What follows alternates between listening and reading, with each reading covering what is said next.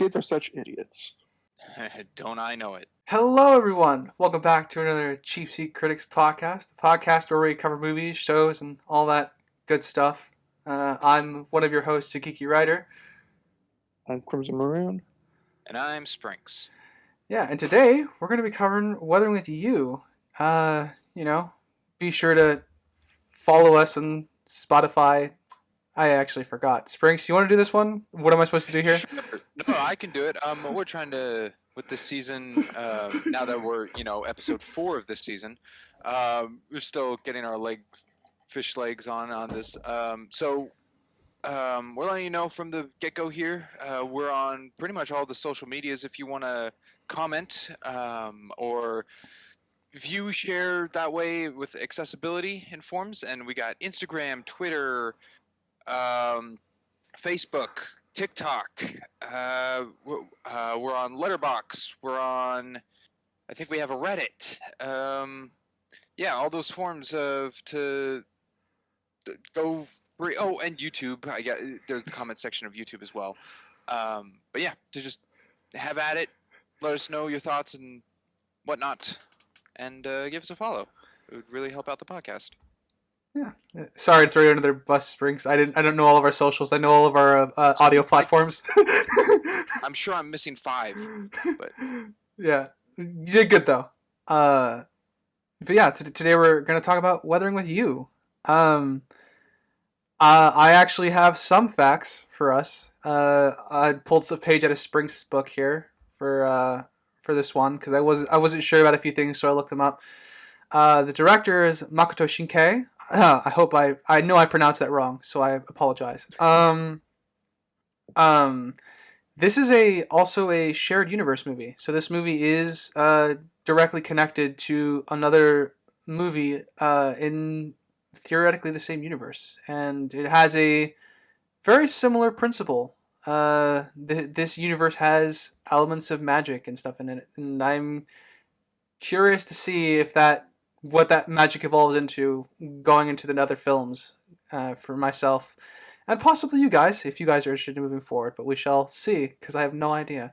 Is it just one other movie or is it multiple? One of the movies right now. The third one will be coming out this April. Okay. For those people who don't know what it is, what is said movie? The movie that is called Your Name. And the main character in that film has a prolonged cameo here in this one. So it'll be interesting to see at least how the magic system evolves, if it does at all. But with that, I guess we should just dive right in. Oh, we're gonna do mostly linear today. Until I'll pull this together for an act structure if this doesn't work out. But we're gonna at least try to do linear. So we open up on a narration from our main character and a hospital room. Yes, where we get to see the little ghost thingy in the window, which I thought was random, and then turned out it wasn't random later down the line. Well, I mean, still kind of random. There's not much connection to it other than it's just something that appears, right? There's no story behind the ghost. It's a knick-knack that's used to. It's for the. They say it directly wants that it's connected to like the sun spirit or whatever, or it's directly connected to the mythology of the Sunshine Girl. It's I think that's what they say at one point. There's a line for it, but I don't remember. Right off the bat, I really liked how this looked. This whole movie, the visuals looked really good. Oh yeah, the visuals of this film were fucking phenomenal. I agree. The rain on the window looked very good. It's the rain pretty much everywhere. Looked pretty good. Which you kind of have to with a rain movie. I mean, true. There's one specific rain scene to me that stood out the most out of all of them, but we're not there yet. Stood out as good or bad? Good. It was phenomenal. Okay.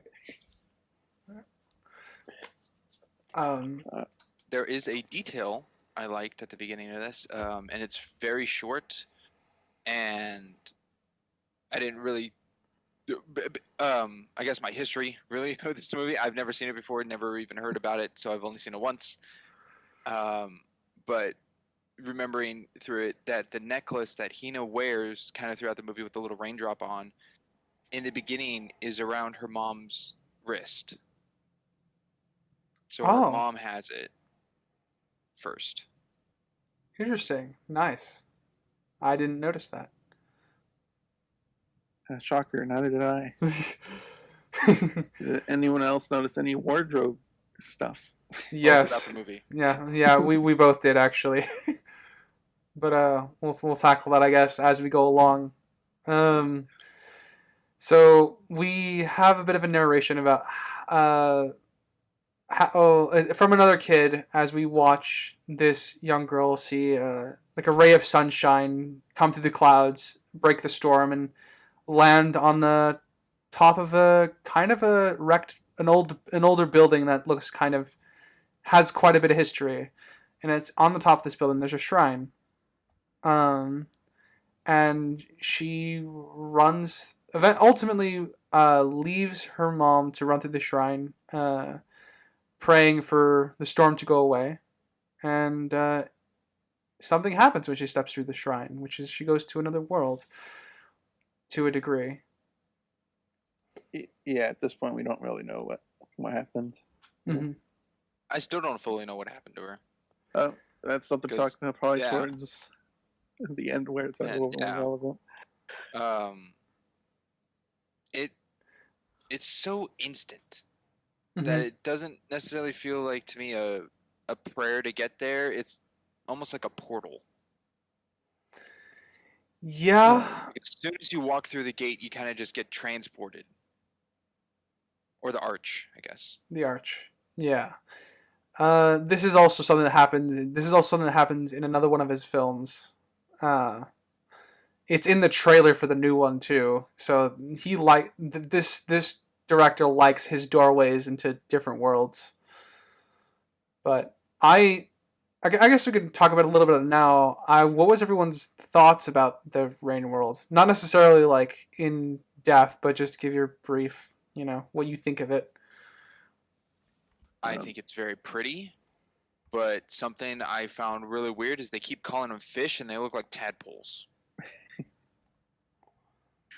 Yes, they were the least fish-looking fish I've seen them. But at least it didn't actually look like raindrops. So. Mm-hmm. There was some artistic flair to it. When you talk about what we think about it, you think like the literal cloud stuff, or just like how the city looks with the rain and the general world with it? I mean the world she gets transported to. So I mean the cloud stuff. Yeah. I kind of took it as like a different realm that has a very close connection to the real world. In the way that Narnia has a doorway, kind of, but this is more ambiguous, I suppose. So the only way I could think was she literally got turned into rain, and that the whole grass field is just a visual for the audience, and perhaps her own mind as rain. I don't know. Maybe. Because if there wasn't a physical grass field on a cloud, even if that were possible, it would be seen from space or from planes or what have you. It would be a known thing. Mm-hmm. That would also help describe why she doesn't plummet to her death, descending. Yeah, but the ring did. So I think they literally just turn into rain and are part of the clouds, but we see them as people, so it's not weird. It'd be weird. It's not like rain. Soul, Pixar's Soul. Okay. I don't know on that one. Yeah, Ryder, I think you've seen that one. Yeah. I sort of see what you mean. Yeah. My problem with, I guess, the magic was the portal itself. I didn't understand why it was there. Because if it's presumably old, kind of like the painting was, what, 500, 800 years old? 800 years 800. On the building, Um, yeah. of the maiden. Yeah. If it's some old artifact that the maidens from other villages used to use, it seemed like a weird place for that to be. And I didn't think that building would. That building would probably be demolished because it's kind of a safety hazard to have a. It's not full size scraper, but it's a pretty tall building that's in shambles, where there's holes in the side and everything. Mm-hmm. I would imagine Japan's up on demolitions for unsafe structures, but I don't know. Neither do I. I haven't looked it up. That kind of brings up a question I have about this building from the beginning now. Now that after seeing the entirety of the movie, this beginning scene does take place before the rest of it, and it's not, we don't know where it kind of takes place when afterwards where the movie kind of starts off. Is this building in the same form it was when it comes back later towards the end of the film, or do you think it's actually changed because of the weather and the storms and everything? Because it looks like had changed, I haven't noticed. It looks like Hina takes the fire escape to get up to the top of the building, whereas Hodaka kind of goes through the stairs. He goes through it up to a point, because I remember him. I remember he gets up there at the end with using the fire escape. I mean, with the constant rain, and since the building's exposed, I do imagine that it would slowly deteriorate. I don't know if enough time passed in universe for it to deteriorate, though we know at least several months have passed throughout the film, up until the end where he narrates the time skip. I think it was 3 months. This whole thing takes place before the home jump. Mm-hmm. Okay. At least going off the news, it's been raining for almost 3 months. Okay. I was just curious on it. Yeah. What you two thought. Yeah, I know. To kind of go off what you were saying, Crimson, as to why the portal's here. It usually whenever a lot of way that writers write magic, it just tends to be connected to older things. So the building I know the building's obviously not as old as the archway is, at least in the story, I think. But I think that is generally just for the visual, like an old archway on top of an old building. I think that's genuinely the only connection that I can literally think of as to why it's there. Otherwise, someone just paid to move a really, really old relic on top of a building. It's just...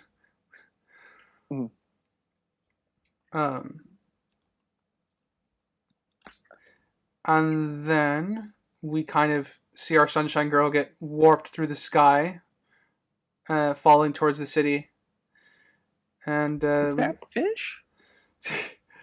No, it's not. Yeah, it's fish. I don't know.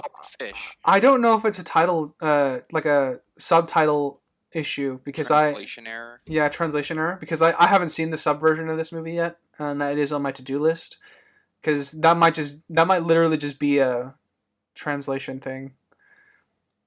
Because there are those huge ones that we see later, which I would call those like almost the whale-like ones. I would call those more fish than the little tadpole ones. Yeah, the only ones that jumped out to me like that looks like a fish is a very, very isolated scene where a little kid is looking out a window and his mom is cooking dinner, chopping up the archway, and it has that like fish floppiness to it. That was the only one that at least sprung out to my mind that I thought looked like a fish, but it's a little off. Yeah.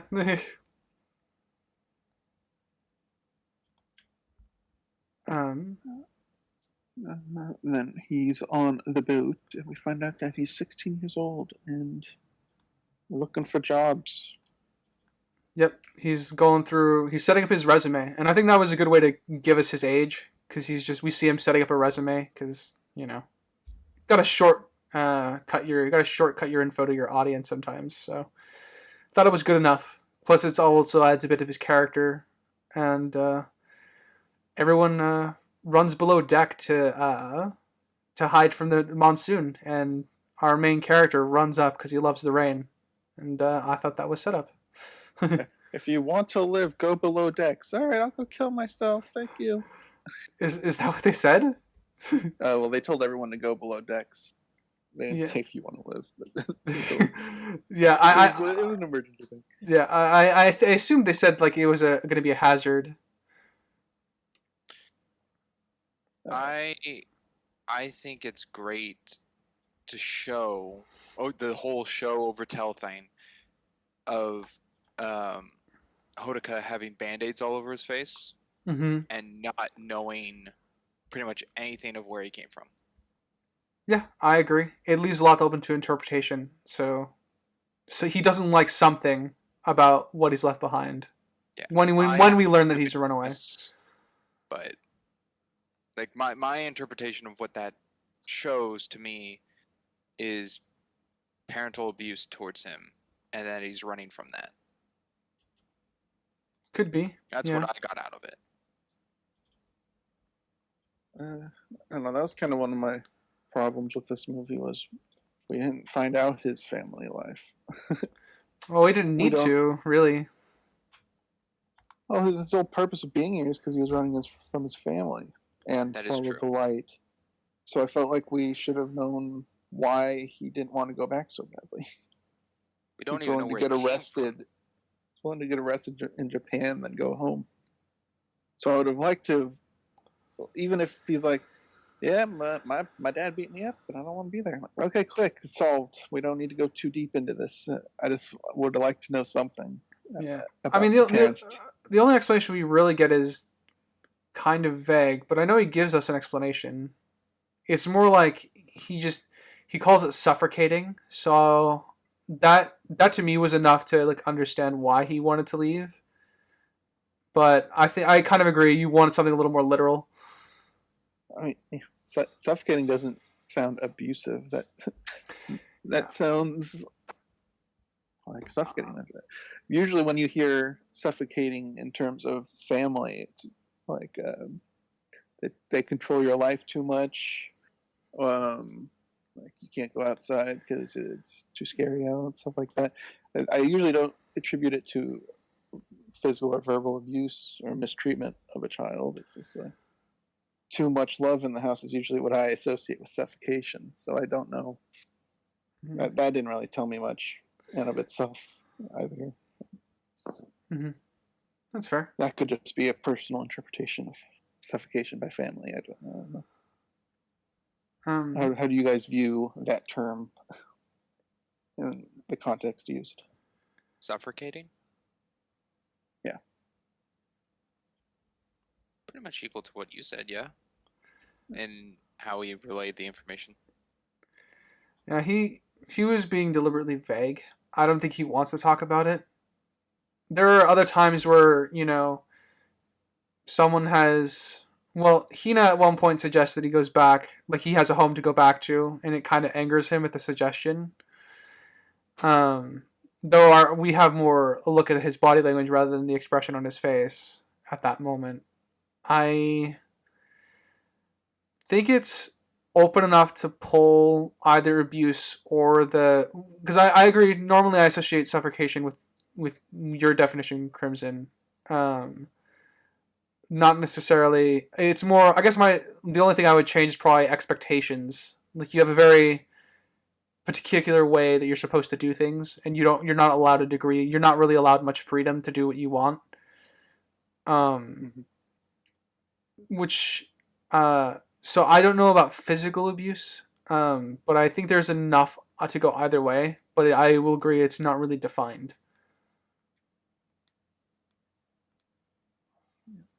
Let's see.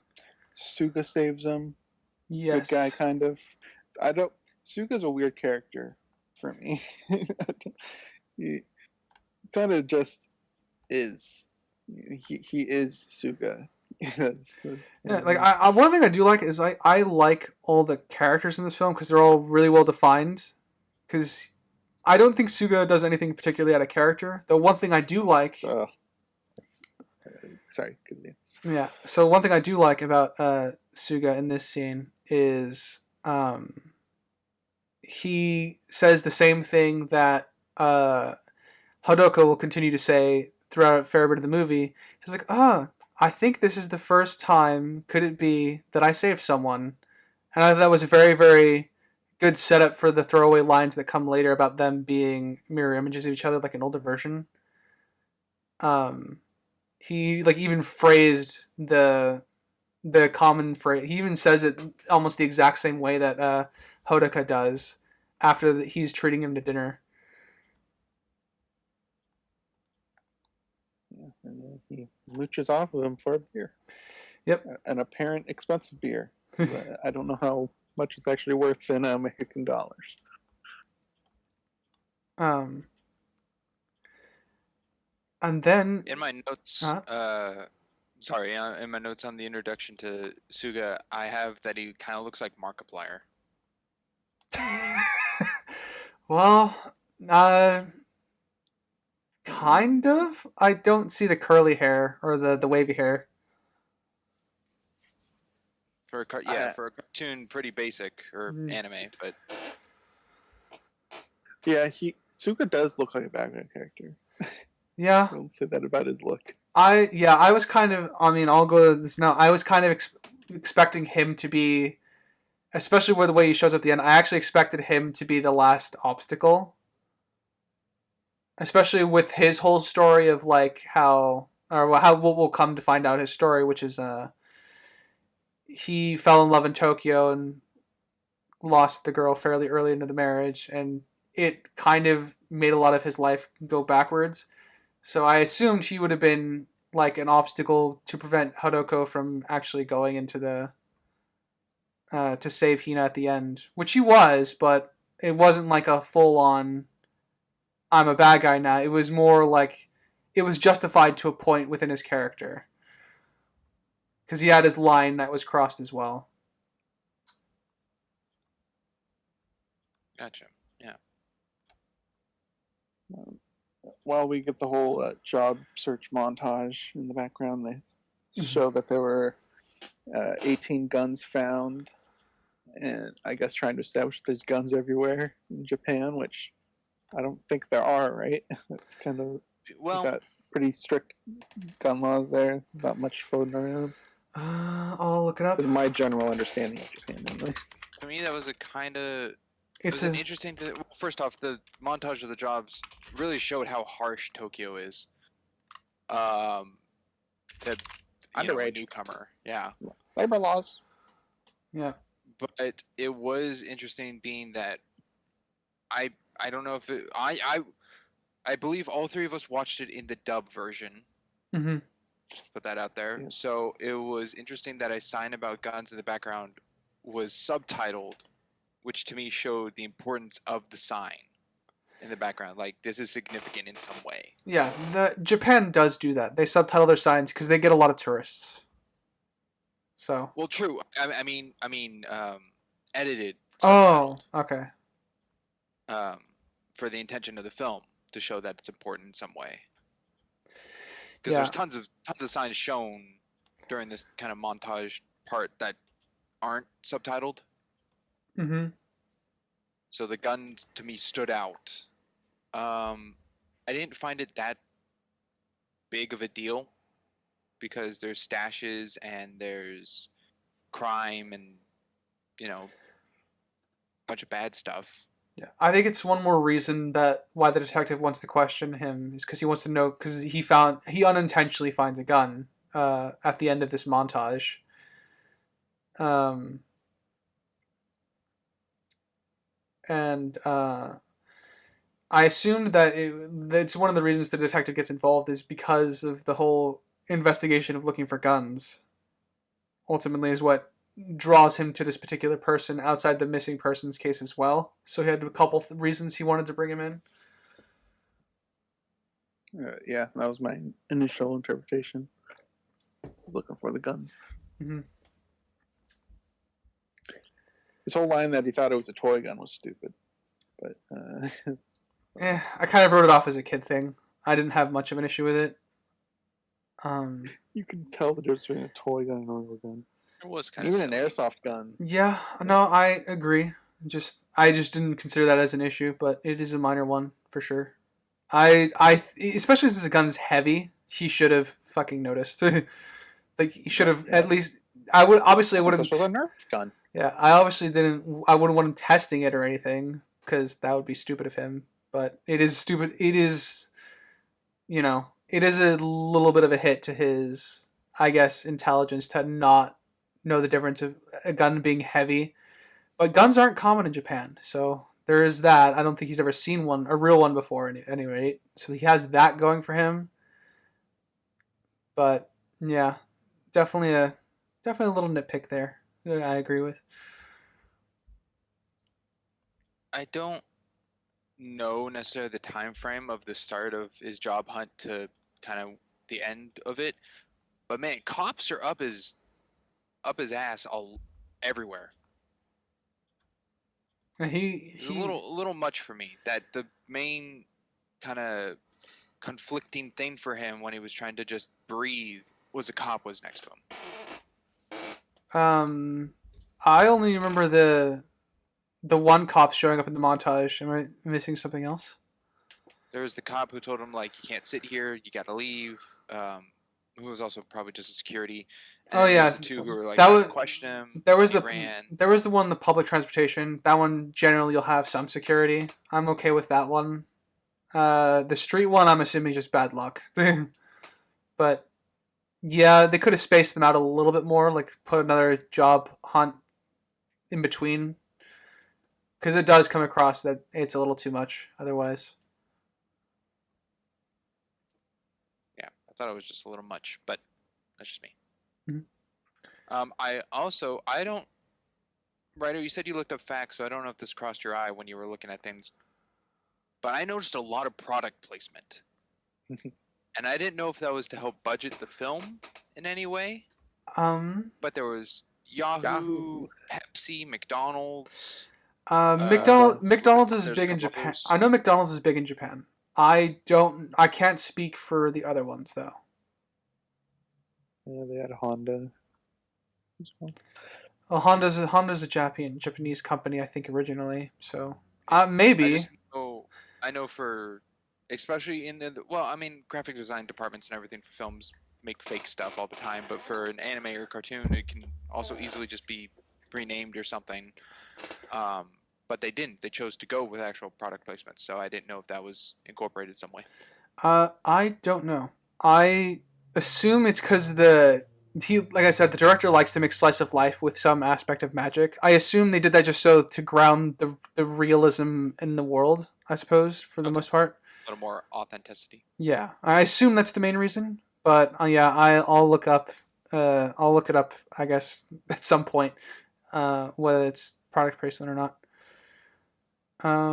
I think it's when he finds the gun spring. So you have a guy with about a tie you want to bring up. Oh, sure. I didn't know if any of us wanted to touch on the little cat he finds. Yeah, cat. Rain the cat. It exists. I like that the cat. Sorry, I like that the cat mimics his owners throughout the film.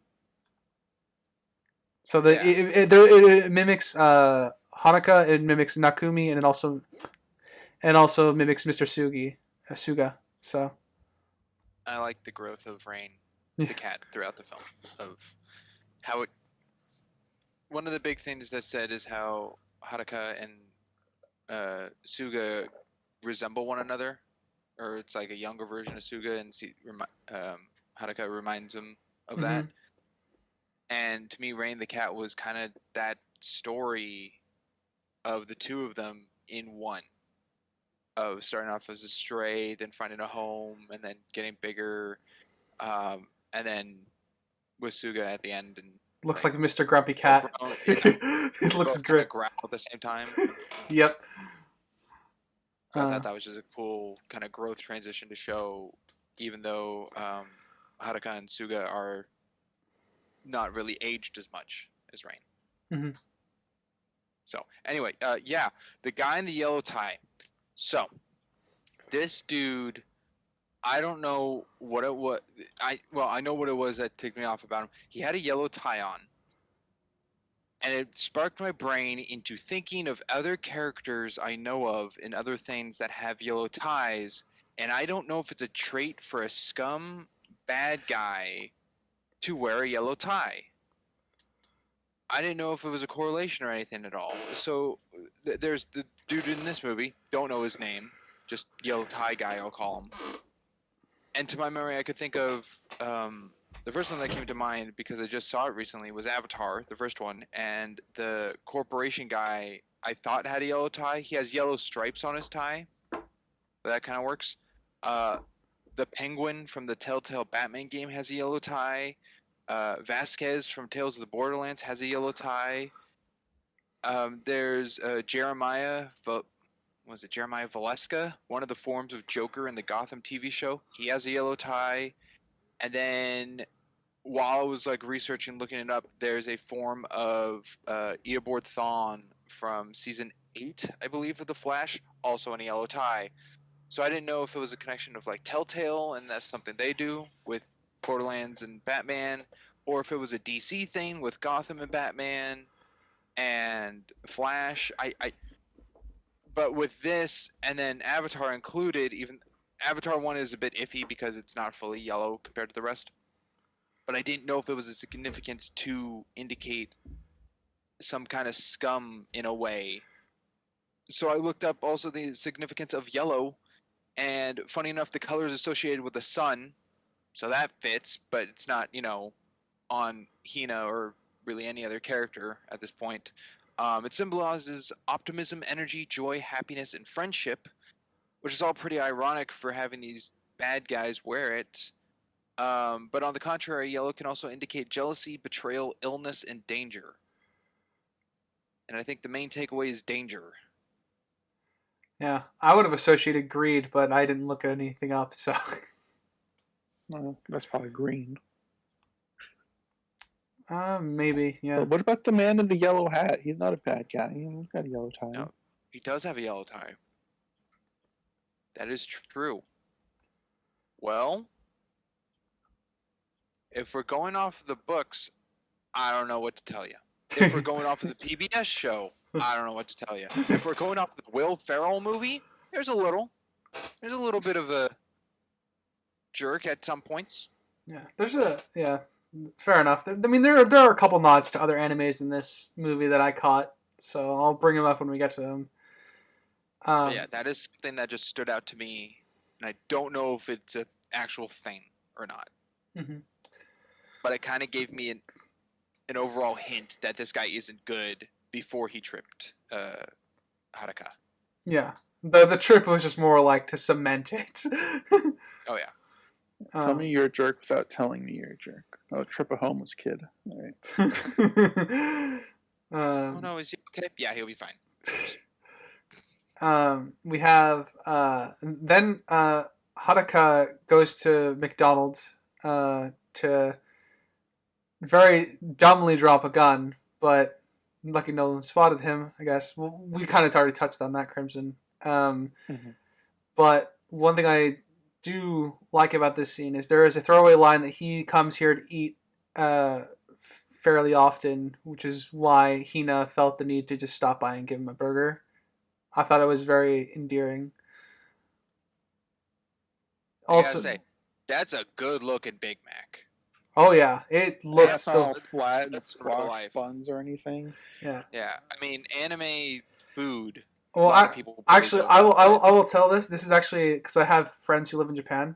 The McDonald's over there is like a restaurant, so you're actually gonna get that level of burger if you go to a McDonald's in Japan. Standards. Yes, I know. Crazy to fucking think about, but no, that's actually a thing. They have it's like equivalent to a Red Robin. Kind of. They're like they love their fast food, so they put classy quality to it, and it's great. Well, I mean, even the outside shot of the building in the movie, you can is tell, a 4-story building. Yeah, I don't know if it's all McDonald's, but you can tell that they love their food. So it is a nice touch, I think. Yes, there is the anime food trope, which will come again later, but it is a thing that burger probably will look as good in real life over there. And then Crimson just doesn't like the food. Yeah, where's the plain chicken sandwiches? He doesn't have. They don't have mac and cheese. That's why. um, and from there, we kind of we get to see the introduction of hold on, I'm gonna say his name right. Nagi, Hina's brother, being a player in the back of a bus, which is amusing to me. I laughed, but coincidence, yes. Crazy coincidence. I don't know. It was weird. Yeah, That's all I can say. It- I didn't find it that amusing, but it was. it amused. Sorry, the Hodoka's reaction amused me. Not necessarily him being in the back of the bus, being a player amused me. It was his reaction. I was endeared more to Hodoka that he had. It was new, and I find it interesting. This scene pretty much follows right after the McDonald's one. I like obviously the cameo serves a purpose because this is we're shown this for a reason. Like this character's going to be reintroduced, but it is highly coincidental. So just got to throw it out there. I'd like to touch on that. Hodaka, when going to this interview of sorts to KNA, his umbrella is transparent, and it is shown that multiple different colors and versions of umbrellas are out there from shots of the city and people. Mm-hmm. So it's nice touch that Hina and Hodaka have the same matching umbrella. I didn't notice that. Because at the beginning, Hina is also transparent. Fair enough. I'm gonna go out on a limb here, Crimson, and assume you don't like Natsumi. Oh, she was fine. I think this introduction's kind of stupid. I was perving on her, but as a character, yeah, she's probably my favorite one, actually. Really? All right. Gotta revise my fucking shit. All right. Why did you think I wouldn't like her? Oh, I assumed you wouldn't like her explicitly because of her introduction. She's more of a character than just her sleeping on the couch. That's true, and I'm very proud of you for noticing. You gotta get your anime fan service. Yeah, he's also a smaller one. He's also a 16-year-old boy who applied to be a waiter for sex club or I don't know. It was like a sex club waiter. Stripper club, yeah. Stripper club waiter. So honestly, I do think our boy is a bit of a perv. And he's a teenager, so that falls into the category. I'm fine with her teasing him about it too. Even at 16 and pretty much any stage of my life, I wouldn't just crouch down in front of a sleeping girl and stare at her. But, look, Crimson's opening up.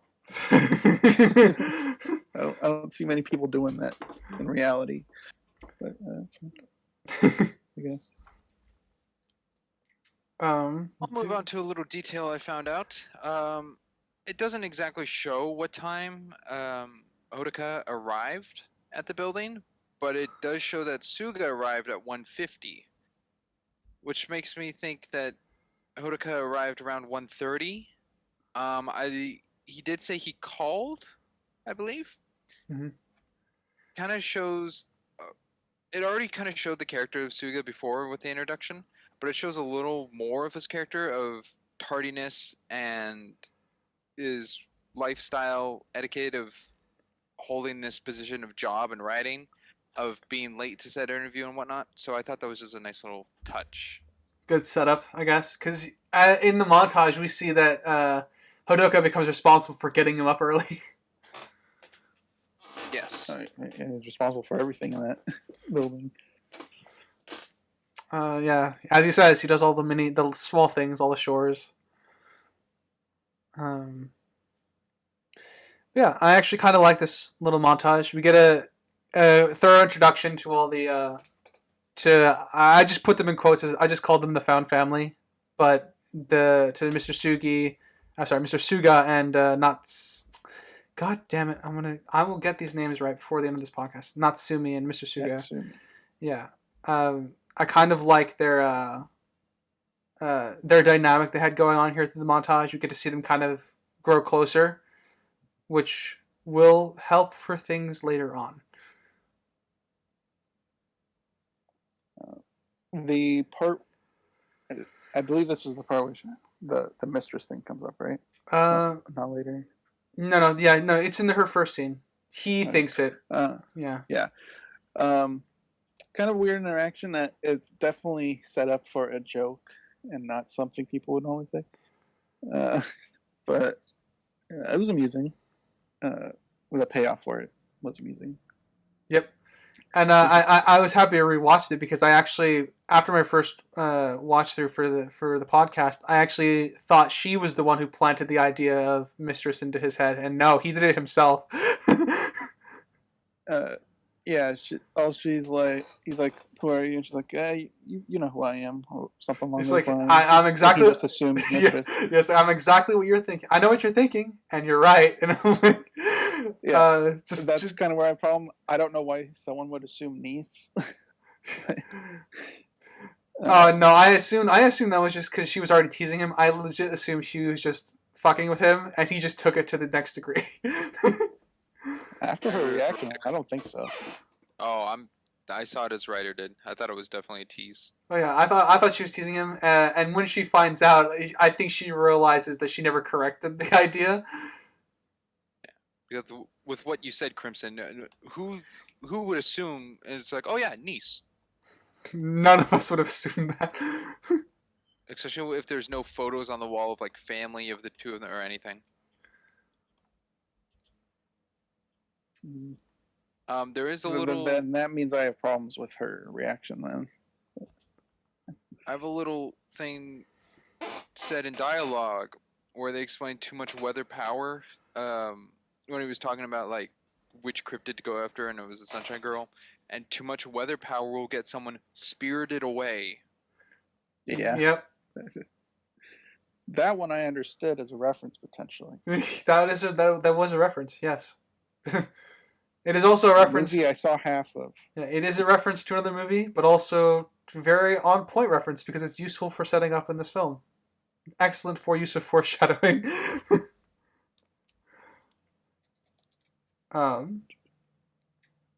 He gets the job, and his first thing to write about is the Sunshine Girls, plural at this point. I think just the general topic. I think it's the legend or whatever. Yeah. Which the whole thing about Sunshine Girls, I guess, is kind of dipping a little bit further, but yeah, we find out that there was one per village back in the day. So it makes me wonder how many are around now, and why there would only be one if there's only one in Japan. I'm just curious what happened to them, all of them. They got sacrificed. Well, then why would there still be ones left? I don't know. I don't know where they all went. My thing I found weird was that they were researching Sunshine Girl, and it took them. It didn't. Horuka and Natsumi didn't even get it. It was Suga and Natsumi later to know there was a whole temple and old painting about it that I feel like if you were researching it, that might be one of your first places to go and visit. Well, it's a grandpa and his kid. It might just be their house that they were invited to eventually. I'm inclined to agree because we don't really get much outside of that. Yeah. Wait, who are you inclined to agree with? You. Okay. It's the grandpa's house, and that's I just painting or something. Yeah, I literally just assumed it was their house, which is why it's there. It just happens to be an older house, which is why it takes a long time. Because I also don't think they've kept it secret for 800 years. No, yeah, I don't think they kept it secret for 800 years. But I mean, I don't think they advertised like as a temple or anything. Not a tourist location. Yeah, because if it was a tourist location, I agree. I think they would have found it earlier.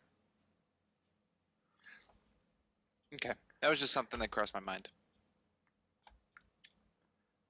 The whole I don't get the purpose of the Sunshine Girls or the Weather Maidens, as you put it, because presumably they're always around to affect the weather. There's not really a time where that isn't a maiden, right? For So, the but it's weather also, to actually happen. yeah, but it's also by choice. Yeah, I mean, as far as we know, Hina's the only one because no one's actively like praying for sunshine. Like wishing for it is one thing, but she like goes out and actively prays for it. I assume that it's because she was quote unquote chosen by virtue of what she did at the beginning, because of how much she intensely wanted it to walk out in the sunlight with her mom again. But we don't really get much beyond that. and then Hodaka. How do you pronounce his name? The main character. Hodaka. Hodaka. Then he prays at it and it's granted access to the clouds and stuff. Is he now a Sunshine Girl? After that, can you just make Sunshine Girls praying through that arch? I don't know. I have no idea. So are Sunshine Girls special in any way, or could anybody be a Sunshine Girl as long as they pray at the arch? I've only seen the arch used twice, and it worked both times. I have no idea. It worked as a gateway to traverse, but it didn't really show after Hodaka using it that he gained the power to do so. Yeah, because I guess the only thing that would indicate that he didn't is because it doesn't rain around him when he's back on the island. Well, I don't know why it would teleport him then, because that would imply the portal at least worked for him. I don't know why it wouldn't grant him. I think it'll work. Yeah, I think the portal worked for him. I don't think it gave him powers though. Yeah, I also don't think it's the only portal in the world to create Sunshine Girls, or however that works. I'm sure that beam of light from before when Hina was in the hospital looking out can appear for anyone anywhere, kind of thing. I mean, it's kind of implied you need the arch to do something regarding the sky. To be fair, that's any arch. To be fair, that's all. To be fair, that's all he knows. And I assume it's just. I'm assuming it's this specific arch within this location because it happens to be really, really old or something. I don't know if he can go through any archway like that. I don't know if any archway would work. I know, because this is going to tie into the whole magic system of what I understand how this particular director does things. There is a doorway that opens up to like Narnia or a magical world in another movie, but the doorway is like alone in a pond almost. I don't know how else to describe it. So like you can walk around it, but if you open the door and step through it, you'll go into a different world. So I don't know how it works other than like this archway happens to work this specific way. I guess my thing regarding it, at least with the Narnia comparison, is with Narnia we have a individual portal. We get the wardrobe. That's the only way to access Narnia at that point in the first film, anyways. In regards to this, though, the moment he said there was a girl in every village, then that kind of poses a problem for me of why aren't there more at this point? Where'd they all go? Why did this turn into mythology instead of staying common knowledge if we keep having Sunshine Girls through history?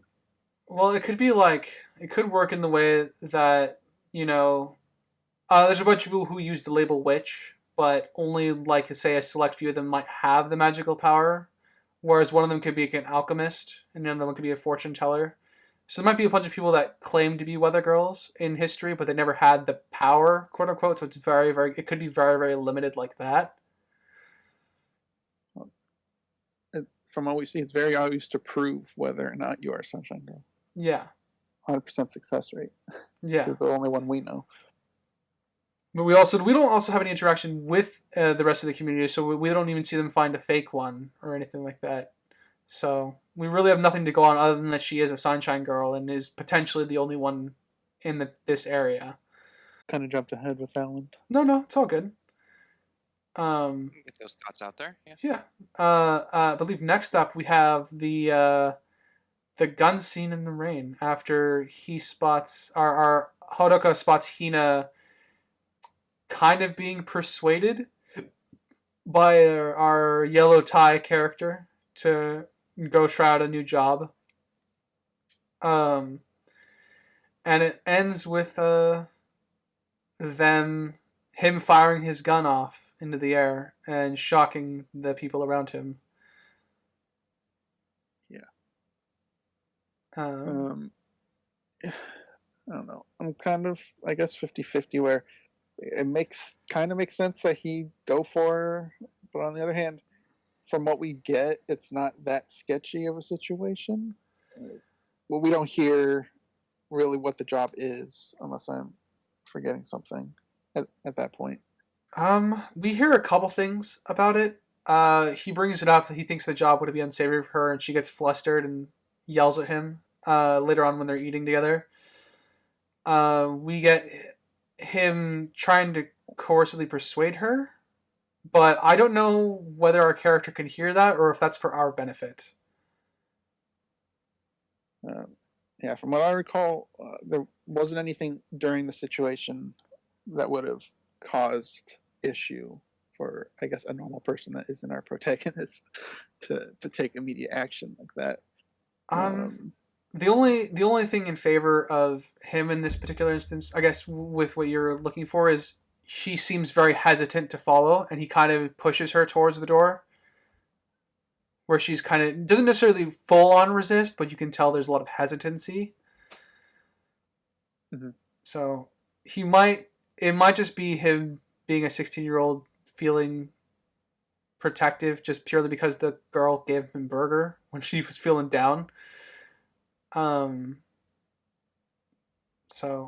I think there's enough to justify him doing this. I agree. We don't really know much about the job other than him explicitly also talking to the detective saying, "I didn't know she was underage. I'm sorry." But that could just be about their labor laws and not necessarily an unsavory job. Yeah, that would just be could be him just hanging out with underage girls. It's weird in of itself. Yeah. Okay. I want to know your guys' thoughts on that. Well, you got anything to add, Springs? Because I kind of hijacked that one. No. It's fine. All right.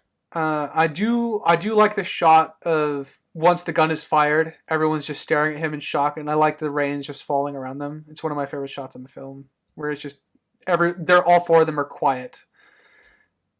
Yeah, I like that a gun and a gunshot is so intense that it makes sense to me of the character change in Hina to then grab Hodaka's arm and like drag him away.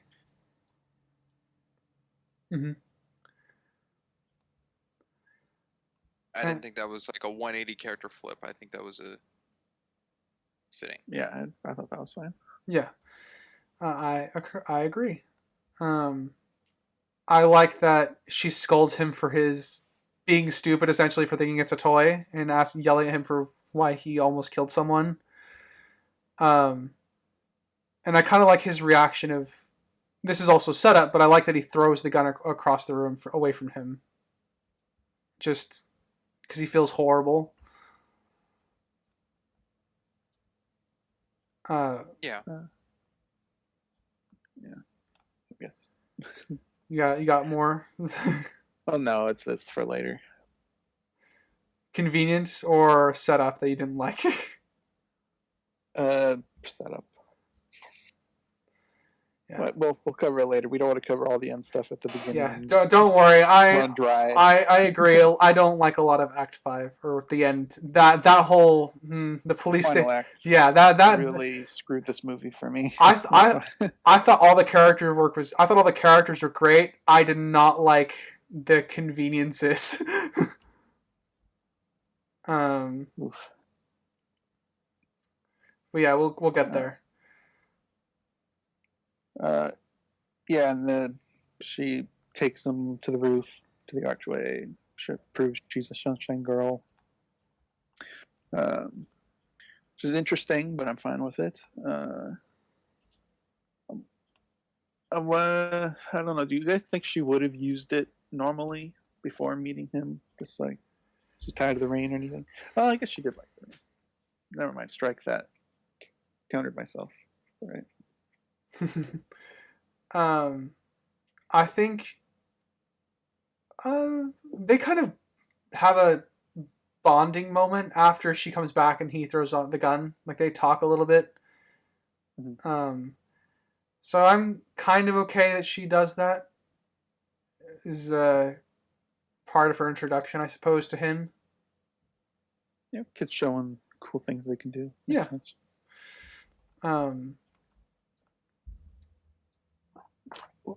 I really like when they got to the rooftop. I really like that pan around shot they had. Oh, like where they were still and they turned around to look at the city. Yeah. Yeah, I like that shot as well. I also really like the shot of like when the sun comes out because very, very colorful and Yes. very, very contrastingly powerful to the normal gray tone we have on the film.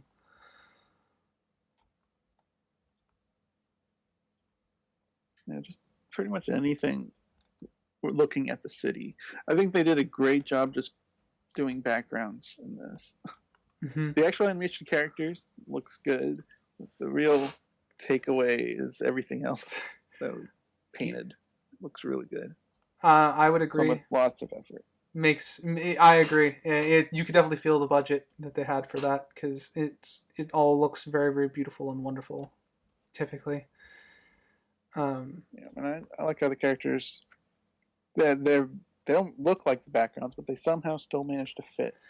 They don't really stand out as weird to the backgrounds. I'm kind of used to this. But granted, Ufotable, who I don't think they animated this movie, but they were kind of my introduction to the concept of like 2D animation on like almost 3D CGI-ish backgrounds.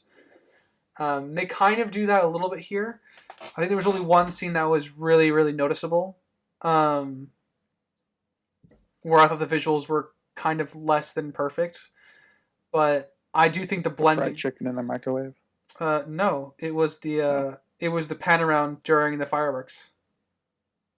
Oh, okay. I kind of like that. No. I love the fireworks. I don't like the look of the city looking directly at it. Like you're obviously meant to follow the fireworks, go reflecting off the taller buildings, but looking underneath that, it didn't look all that great. Yeah, I need to see that again. I was just looking at the fireworks. Yeah, that's fair. Let's see. I think from here we actually cut to Hadoko after they introduce themselves. They introduce each other. We kind of cut away, and it's like a couple days later. I find it interesting that he's kind of already making the job pitch to her, like an idea of trying to sell her powers, because their conversation talks about why she was even like with the mob guy in the first place, or the low life, whatever, is because she needs money. Yellow tie. Yeah, yellow tie, yellow jacket. The best Marvel movie ever. No, yeah, yellow jacket. Yeah. Okay. Trying to remember. Ant-Man movie. Yeah. I like that he is the one that makes the what is it called? So the job description, and you can see like them scrolling through social media and all the quote unquote fishes that are like fading away and stuff like that. Mm-hmm. We also have a few panaways through like two guys running into like an alleyway with a giant pool of water just hanging suspended in the air, and it comes crashing down on them. Yeah, that was weird. That's something that doesn't really get touched on in the movie, and I don't know if that's a result to making sunlight. Is the rain has to go somewhere, so it gets stored in like these puddle cloud things, which I think is also a cause at the very beginning when The boat. Hodaka's on the boat. Kind of has that same effect. Yeah, it wouldn't surprise me if that's what they were doing, because I mean, as we find out that there is a consequence to her having these powers and her just being alive. So, there, I wouldn't be surprised if that's what they are intending for that, because there is a consequence for her just living. So yeah, I'm gonna accept that as probably a good decent explanation of what happened, because I assume that's what it was too. Yeah, because it's only those two instances, right? We have those Or two another one I'm instances. forgetting. The suspended pools. Yeah, Off the top of my mind, yes. I think those are the ones with There might suspended be one more. pools. Yeah, okay. If it's just those two, I think they were quite random and unnecessary. Yeah, it would be interesting to see if it occurred again. Then I would probably be more certain, but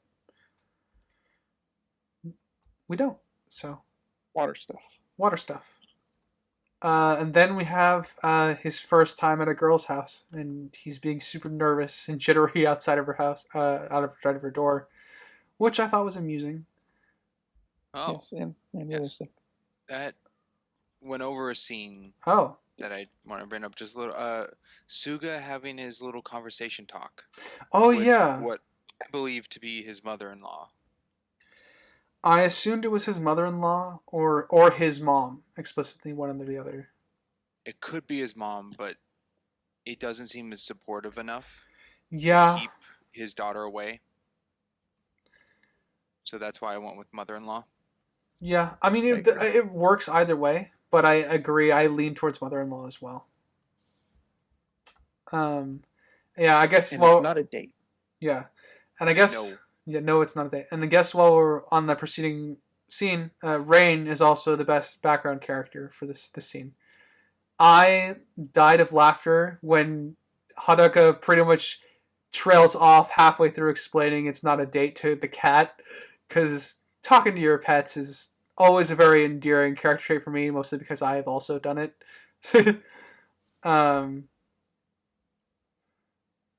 I've never had a conversation with my dog that outside the one sentence. That is not things. true. Are you lying I've right had now, a Crimson? No, like, what are you doing? What's that face about? Like quick, witty questions. I don't like. You know Crimson, what, Munchie? How's the weather today? You've had that a lot. I have seen you have conversations with your dog. Can you name one? When a member of your family has left, and then you talk to your dog in more than one sentence over reasons why he's at the back door. Can you describe that outside of the one sentence explanation I just gave? Well, it would be difficult for me not to dox anyone in your family by doing so. Give a fake name. What's okay. Sarah. It's like, oh, Sarah left. Don't worry about Sarah. Come on, let's go back. Do you need to go outside and look at Sarah leave? Do you want to see Sarah leave? You can see Sarah leave through the window. You're good. You're just having a whole conversation with your dog. No, it's never that long. It's okay, Crimson. Trust me. Most people don't realize they're doing it until it's pointed out. I'm not going to accept these lies. There, buddy. We all talk to our pets. It's okay. You're one of us. Sprinks exaggerates all the time. That's a core character trait. You ever talk to your gecko? Or lizard? Didn't have a gecko, but did I? Actually, no. Not even when I was feeding it. I kind of just watched it eat crickets.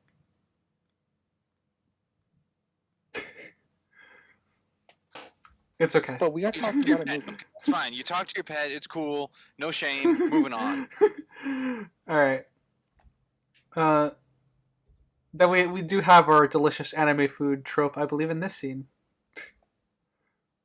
Yes, it's pretty good for instant ramen and chips and an egg. Yeah, I've had egg and rice before. It's actually fucking delicious. It's not something I thought I would like. It actually goes really Has to great be together. prepared well. Yeah, But yeah, yes. I do agree. And we also we get the pitch of the Sunshine Girl job in this scene, as well as Hina doing some colorful artwork to advertise it. And I believe Nagi also comes home, so they get a proper introduction with him as well. So wasn't exactly a wasted scene with him showing up earlier, but it is convenient that he did show up earlier. And Yes. this is a part I'd like to talk about costume choice again, or Yeah, please. outfit choice. Hina is wearing, other than her sleeveless white sweatshirt, a sleeveless yellowish orange shirt, which to me it shows pattern that she prefers sleeveless clothing. Do you think that's a connection at all? I only had it at this beginning, like half bit, because her outfits do change later on to the robe and the kimono she wears and whatnot later to give sleeves, but her introduction early on stuff, she's in sleeveless outfits. Mhm. Which I don't. I didn't know if that was a thought that crossed either of you, but I do find it interesting that she goes sleeveless and short shorts to reveal more of herself because of how her body scars and changes as she uses the sun more. This is when we're at her house. Yes. Yeah, for This is the where I noticed that her outfit is not the same as it has been the past times, but it still is a sleeveless top. If it's been raining for 2 months and you have to wear rain jackets and pants every single day you go outside, I would be wearing shorter clothes indoors. So yeah. I just find it more rational I'm to wear that. I'm kind of the same, but I mean, like I do agree with your interpretation, Sprinks, but it works both ways as well in this case. So the literal change also helps her because yeah, do the same thing. Living in rain country. Okay. I didn't know if it was also a thing of like the excessive use of the job of doing sunshine sped up the scarring effect to get her to cover up later in the film. She I said didn't every know if time that she was used her powers, more of the water stuff showed up on her. okay. I also have a bit of a note about this scene. Before he walks in, he passes like with an umbrella. He passes two other ladies complaining about talking about the kids being living by themselves, which I think is a setup for child services involvement later on. Well, were they? Well, they went there for what's his face, Haruka, and then in their investigation found out they were Nope, younger. the I think lady was the lady was child services. The lady with him. she was child services. Yes, she's the same lady that's in the room with Nagi later on. Well, yeah, but she was still just a cop. Yeah, she was explicitly working for child services. So either way, the child services thing is set up, I think, with their conversation because these two ladies that Hadoka passes by they're talking about the two children that are living by themselves pretty much. So Snitches. yeah, that's pretty much what I thought on my.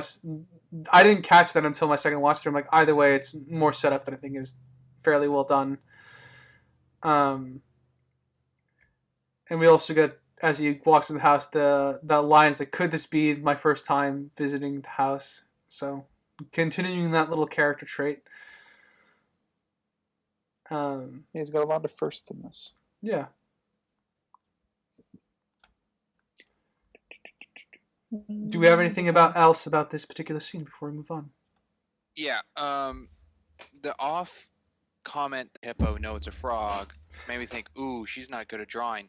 And then it showed the drawing. How the heck did Hodaka think that's a hippo? I don't know how he saw a real gun as a toy gun. Well, He's I just mean, not that bright. Yeah, well, Crimson, you don't know how we see Genesis. clothing in movies either, so I think you just relate to that. I think you guys just make a lot of hullabaloo. at the age of 16, how many guns have you held? How many? What's the distinction of? Well, one kind of what Ryder said, weight is kind of a factor in telling a real and a fake gun. Yeah, but I read books and I write things. I'm knowledgeable about this because I have to investigate it myself, and I've also happened to have held a gun. Airsoft guns can be quite heavy, depending. Maybe not a handgun, but Considering you and I went airsoft, I don't think so. well, we're differently built than a 16-year-old stray kid. So Oh, the gaslighting is awesome. I love this. it's not gaslighting. It's not gaslighting here. No, I'm telling no. the person here that an even heavier version would be a paintball, but that would be way easy to distinguish because of the canister to hold the paint. So an airsoft is what I could think of, but the only difference would be an orange tip, which was off the gun, which is a thought. It would be real stupid if he's like, well, this is a weird looking Nerf gun. If that was a common end, that would be weirder. It's just a heavy. It could even be a water gun. Yep. Those are very vibrant nowadays, but you can. People have had water guns that look pretty close to an actual gun. Yeah, and people have been shot for holding water guns at police officers because they look That's true. real. They don't really go, oh no, it's so heavy, I'm falling over as they're getting shot. That doesn't usually happen, but it could.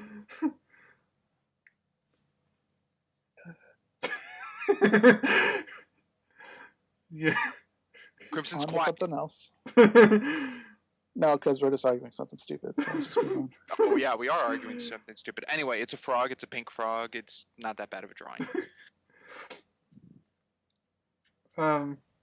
Yeah. Tina's clearly doesn't have Crimson's talent for artistry, but I still appreciate the attempt. You know what? They probably did better than me with the time they made it. I would have drawn a leg. It would have been a really, really immaculate, articulate leg, but that's probably all you would have gotten. Yep. We also have the back and forth in this scene about why he left and ran away from home. We kind of touched on it. It's pretty vague and left open to interpretation, but we get the gist that he's. Yes, that is in this scene. Oh. Yeah, we get the gist of it before Nage shows up and while she's like making food and stuff. We get it's open ended as we kind of agreed, but it's also open to interpretation. The ultimate takeaway is that he was just not happy at home, whether it be school, family, and stuff like that. And it's just important to note we don't, even though we lack the details. And then we have the three of them get their first client for the flea market. Did we talk over Suga and the whatever the older lady? We did. Mother-in-law? We talked about that a little. You got something to bring up? The phone call part, but not the actual meetup, right? No, the meetup in the dinner, like at the. That's what I was discussing. Yeah. Where she said, "Are you still smoking?" kind of thing, which we didn't touch on much, but that's what I meant. Okay. I didn't know where I was. All right, continue. Okay. So we have the three of them. They get their first client, and then he promises to help. She's surprised that asks what he's going to do. He shows up the next day with a colorful umbrella with a bunch of the dolls hanging from it. And definitely give it that showmanship. Yes. She turns it down due to embarrassment. Her brother also shows up dressed up as a surprise. And I actually Go ahead. Yeah, the reason I found this amusing is that because this is also set up for how the brother feels about his sister. He knows what she's going through for him, so I kind of like the idea that when she left the room at some point, he pitched this idea to her. Otherwise, I have no idea how he did this, but it was funny enough for me, and it was in character enough for the brother to want to help out and be the sort of mascot. Yeah, all I really got to say, it's impressive how fast they made that. Yep. I mean, Very impressive. yeah. I mean, the white sheet part is easy. The mask part is what I have no idea how they did. Mask was a little much. The white sheet too, like suspender weight hold on over his shoulders. It's an add-on part, and Um, and then they go to the market and bring the sunshine to this. they get a 400% increase to their payout. Yep. I don't know. So their going rate was 3,000, right? What's their initial price for their stuff? 3,700 is what they settled on, I believe. Okay. I don't know how much that is, if that's a lot of money or not for a business to shell out for. Well, if it doesn't work, it doesn't work. It does, great. I don't know how much of a waste of money that would be almost $27.50 US, so almost $30. Okay, nothing. Okay, that's fine then. You find that fitting enough? Okay. I think any business willing to waste $30 to potentially boost sales. Yeah. So 3,700 yen. Yeah, that's $30. That's not too bad. If it was hundreds, I'm like, I don't know if they would do that just for some kids to dance in front of them. But yeah, that's fine. Yeah. So they bring the sunshine. They get thanked. Everyone talks about how it's been so long since they see the sun. Everything gets happy, and our kids celebrate that they had a great first outing together by jumping into the air. And if I were them, I would make their services more expensive. I mean, $30 equivalent for making. Yeah, I mean, his original thing was 5,000. Yeah, which I think is closer to $40-ish. But Hina wanted to. Hina feels bad for charging people just for winning sunshine, which good. It's a good character trait for her. I mean, she's trying to be nice to people. And then this brings up a part of a little gripe I have about the movie. Go on. Reused animation for establishing shots. I didn't really catch any, but they reused the shots from before earlier, where it was when Hodaka was going and then bumped into Hina, who was with the yellow tie guy. It's that city going up to the sky, kind of pause, and then going further to transition to show people walking with umbrellas, kind of thing. It's reused. Oh yeah, when they're montaging through all the rain stuff before they start meeting all the clients. Yeah. Okay. Yeah, I didn't notice. This is just gonna shrug. But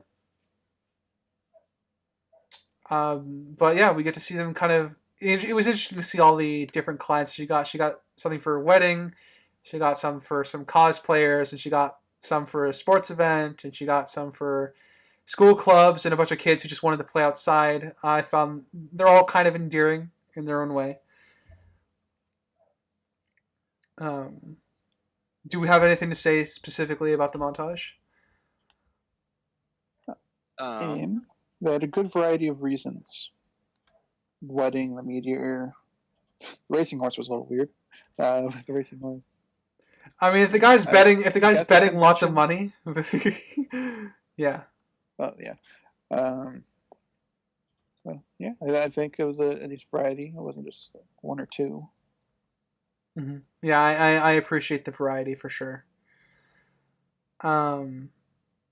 Let's see what else. I know there was a sign at a point. It may have been during or right after.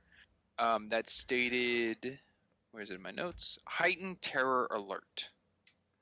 What is a heightened terror alert? Have you never? Heightened It's alert. very literal. It's a regular Yeah. thing that happens even for our like giant public events like election stuff. When people go to see inauguration. Enter at your own risk. Yeah, it's pretty much. Oh, that's okay. Yeah, it's pretty much what it means. It's like just be aware of suspicious activities. Be just kind of conscious of what you're doing and stuff like that. The Okay. cosplayers. It was interesting. Huh? Okay, I just pointed out because it was like on a street traffic sign Mhm. alert, which is to me was the part that didn't really go hand in hand. It wasn't like an announcement over a PA or something. Okay. So. I actually skipped over one of my points. Back when they were in the room talking about the job initially, she when she kind of yells at him like she doesn't think she's cut out for like the unsavory job that he thinks is unsavory that we don't have any confirmation of. She pretty much yells at him, "What are you looking at?" And he says nothing, stumbling over his words. And this is important because those exact phrases will come up later to a degree. But I also have some more stuff from the cosplay stuff. The cosplayers, when they're first introduced at the con, in the background you can see Godzilla, and you can see another very famous anime character from a show I really like called Konosuba, which is a comedy that pretty much makes fun of all isekai, which is hilarious. I did see Godzilla.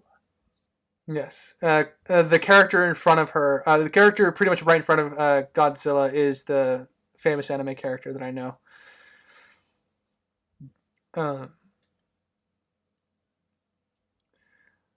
And then I believe we cut to New Year's, I think. That's what the celebration is.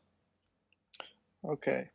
That's what it was. I didn't know what the celebration was. Yes. It's kind of, I don't remember Actually, what the experience is called exactly. I just familiar with it being New Year's because yeah, I'm familiar with it being New Year's just by virtue of all the other animes where girls dress up in yadokas and they all go to festivals and eat food and watch fireworks. They said they were in August. Do they have New Year's in August in Japan? I don't know what that celebration is. I attribute it to something like New Year's. I can look it up right now. If you guys would like yourselves. Yeah, I didn't. You cut out. Act is all. Crimson, there's Godzilla, as you said in the convention area, and Ryder, you said there's the Konosuba character, but there was also Hatsune Miku. Just to put that out there in case people think that's more important than the other two or whatnot, and I don't want that to be overlooked. Just in case. Very proud of you. Is that the Fall Guys girl? Yes, Crimson, that is the Hey. Fall Guys girl. I'm sure to anger people with that one. I'm sure the comments will be kind to you. How to out yourself as a Fortnite player and a Fall Guys player.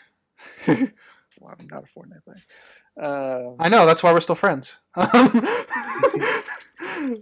Yeah, I just thought the whole firework thing was like a cool convention. I didn't know it was like a holiday thing. Yeah, I do think it's a holiday. I'm trying to remember what it says. They're in kimonos, sorry. Yeah. Which is where I picked up that she was wearing sleeves at this point. Or an outfit change with sleeves. It was very cinematic of her on that roof, though. I liked how they did that. All right. That's fairly close. Tanabata this year is in early July. So yeah, it could have been in August at some point. Well, that's true because they said later on, what was it? Natsumi said it was snowing in August.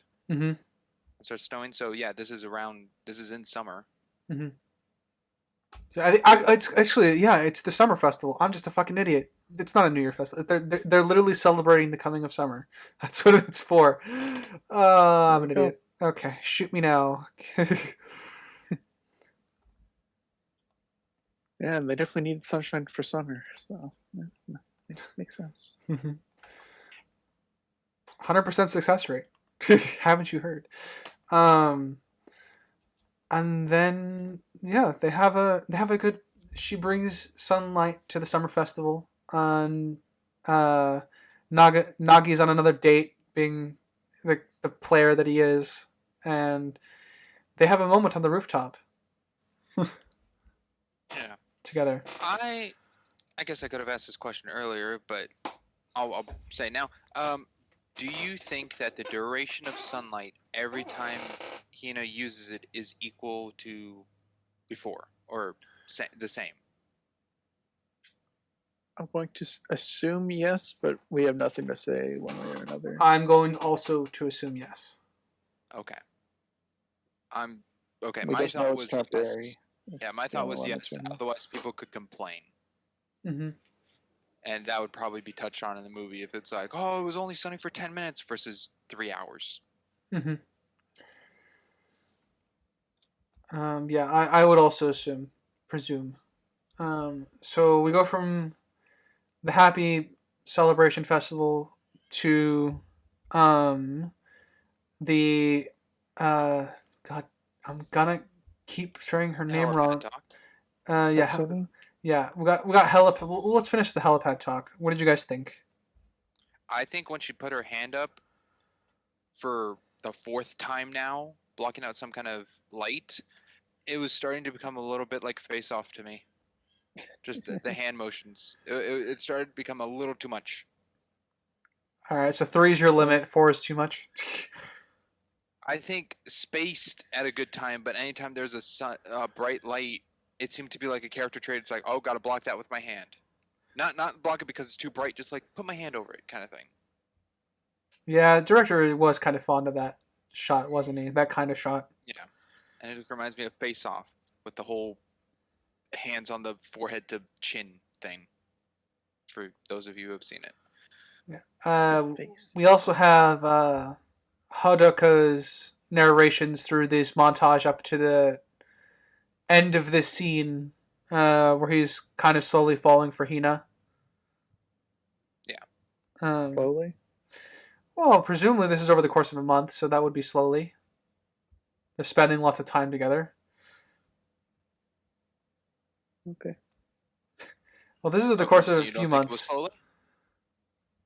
I mean, I thought it was a little quick. It felt natural to me. It felt fine. It just Yeah. It didn't was over. feel slow. It was over the course of a over few. time. Yeah, it was over the course of a few months. So I will. No, okay. It was no Kaylee and Tracy, okay? That's true. Oh boy. For those of you who have not listened to our Please go watch our Firefly. Firefly podcast. Yes. Firefly Part 2. Yeah, I'll and watch all of it. and the conclusion of that will be in the recap for that season too. Oh yeah, that was a ways ago. So Sorry to cut you off. yeah. Where was I? You actually cut me off, and I went. Narration. Yeah. What did you guys? We go through the. I think the narration's quite poetic. It also is always narrations be useful insight to the characters. So it was nice to kind of get a good insight of how he felt. I I recall suppose what he said during the narration. there's a few different ones. There's the human mind works in mysterious ways, and you just you need to feel the sunshine in the morning to just want to get up, that sort of thing. And people has it talks about how the weather just affects people. And then there's the last one here where he talks about the sun can make people feel things, and how Hina is making him kind of feel things as well. Those are I think those are the two main ones. I don't know if there's a third or one of them was combined with the other, but those are the main ones I remember from this part. But yeah, so then we go back to Natsumi, going through her job search, and Mr. Suga being turned down from another publisher or magazine, and they drive off for their interview. But we get a nice we get caught up on their lives and how it's going for them. Do we have anything specific to say about this? Yeah. This one they talk about pay. Yes. Yeah. Her reaction to him giving 3,000. Was it pay period or month? I think it was every 2 weeks. That was his pay period. Right. Yeah. So that's like illegal child labor. Like, it's good. It's funny. You go. It is, but it also included food and housing. Yeah. And phone bill. Yeah. So that is pretty nice for a job. Yeah, it's true. I do like Natsumi's reaction though. He's like, I should fucking report you myself. It was very funny. You're right. Well, first she thought it was 30,000. Yeah. She's like, that's still pretty low. Yeah. Yep. Definitely swindling the kid, but he's essentially living with them. Life, as you said. Yeah. He's essentially living with them. So there's room here there's a gray area. But not enough, I guess, according to labor laws. I mean, looking at the whole setup of the business, I was surprised he could afford employees. And now you know how little he's paying him. I mean, even still, we see him struggling to get publishers, as you said. Yeah, because 3,000 yen is $22. Yeah. So. Not too bad. Yeah, I agree. Funny scene. Anything else? No. Well, it's interesting that Natsumi couldn't find any jobs. She seemed capable, and she didn't have the same problems that Haruka. I don't know why I have trouble with this name. Haruka, yeah. Because his issue was his age and not having an ID.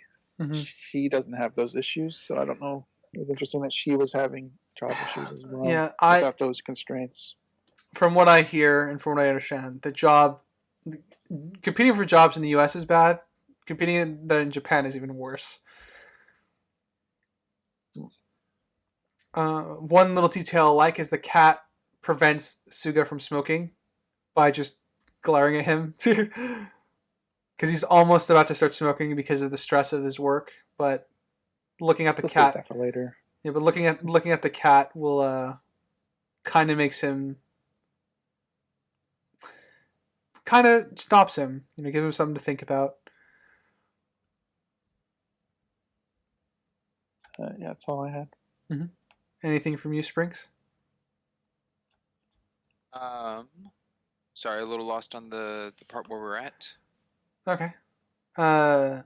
It's Hina's job hunting. We kind of get a montage through that. Suga was getting rejected by a publisher. At the end of that, Cat comes up to him, and then they drive off. Cigarette, yeah. No, other than the funny little thing of how much he's paying, which, yeah, a bit cheap, but also understanding of how much he was giving him. So. Mm-hmm. Then I believe from there we go to the grandma's house for the burning of I don't know what it's called, but they're lighting a fire for Grandpa. I have subtitles and I couldn't understand what they were saying. I went back like 3 times. Like, I can't understand what it's called. Yeah, I'm happy they kept the traditional name. Still, I don't know what it's called. Unfortunately, I do not have that recorded or written. Yeah, I know that it's not necessarily a funeral. We know what the context of it is. They're burning a fire for their ancestor or his grandpa so they can come home. And this is our prolonged cameo. As well as Hina's mom. Yes, as well as Hina's mom. This is a prolonged cameo for the grandma's grandson is the main character of Your Name. Oh, the other generic-looking boy. Yes, he is the main protagonist of another movie. So, But yeah, this is Yeah, the I wouldn't have gathered that. yeah. I haven't Yeah. seen the other movie. And we kind of have this them kind of celebrating kind of like almost a 1 year anniversary of their both Hina's mother's passing and his grandfather's passing. Kind of intercut with the grandpa giving us the more history of the Sunshine Girl and the Weather Maidens. Because It's a sacrifice. That old dude had a weird looking face. I wrote that down specifically. He's an interesting looking character. yeah, not as weird as the officer or the detective, but yes, I agree. Very weird face. You think the detectives were weird? Oh, Oh, absolutely. Detective Pompadour? Yes, Detective Pompadour's absolutely looked weirder to me. I'm used to I guess I am more used to the old man looking off kind of trope. So this one just kind of slotted in while the Pompadour did not. No, the old guy looked fine. If the remembrance thing, whatever the not funeral, Mm-hmm. it was a decent scene. The smoke, not the most realistic thing in the world, kind of dissipates after a while, disperses in the sky. Mm-hmm. It's not a literal tower that just keeps going, but nice sentiment, cool little bit of knowledge. I'm sure this is based on real traditions. Mm-hmm. So, I don't like it.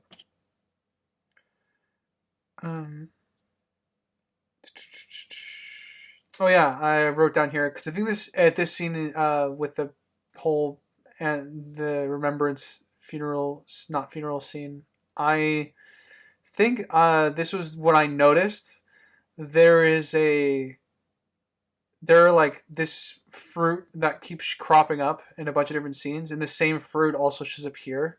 So this would be the fourth time I see it, where I saw it in the film. Fruit. Yeah, I remember the guy brought out watermelon.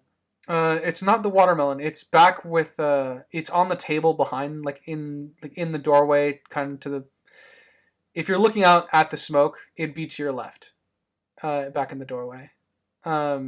There's some fruits there that are by the shrine, and it's the same fruits that we see being chopped up by the lady cooking when the sun's commenting how the raindrops looks like fishes.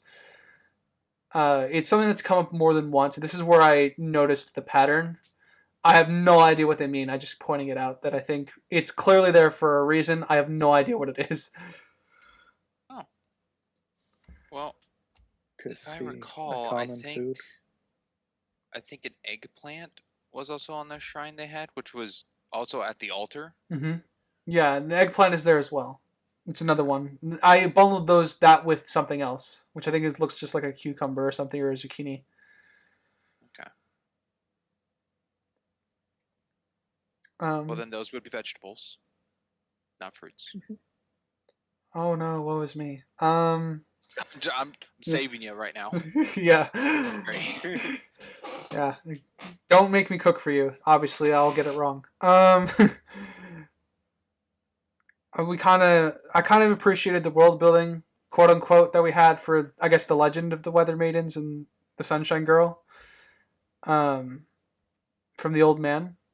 Obviously, we take it with a grain of salt because we don't really. It's very ambiguous as to what's true and what's not. But I still appreciate the legend behind it. Yeah. If I'm gonna believe anyone, I'm gonna believe the old man. Yeah. If was a bit exposition-y, but I think stuff like this kind of require it. Yeah, I think they did a smart job by intercutting it with the funeral remembrance scene because that kind of helped to break up the monotony of it. And also, the kid going, also, you don't have to believe anything Grandpa says. Bonk. Yeah. And then we get our chase sequence from Yellow Tie after this. And we get our introduction to the two detectives. Chubby detective, great dedication. Good job. He was keeping up with a fit, skinny little dude. Yeah, I he's just- trying. I just assumed he was old. The chubby one. Yes. Then we have our Pompadour guy. This Pompadour guy almost looks like he's out of like Astro Boy. Yeah, his design threw me the fuck out. I will He's not happily admit meant that. to be a JoJo character, but Yeah, he threw me the fuck out. He did not fit in the film for me, like animation wise. But he is funny. Crimson, why would Yeah, you do he's that? a- Why did you put that in the Hold chat? on.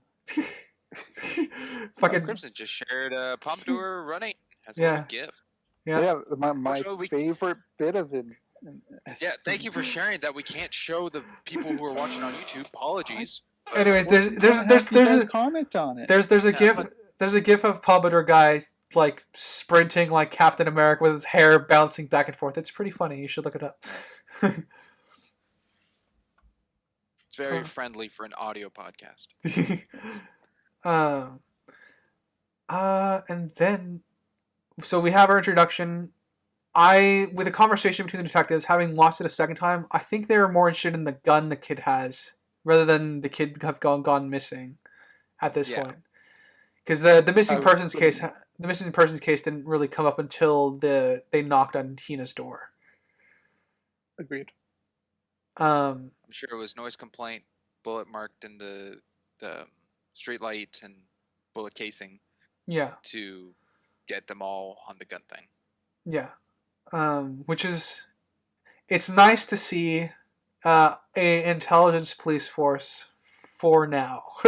Yeah, For now, because that will be my biggest issue going forward. But for now, they're competent, and I'm okay with them. Oof.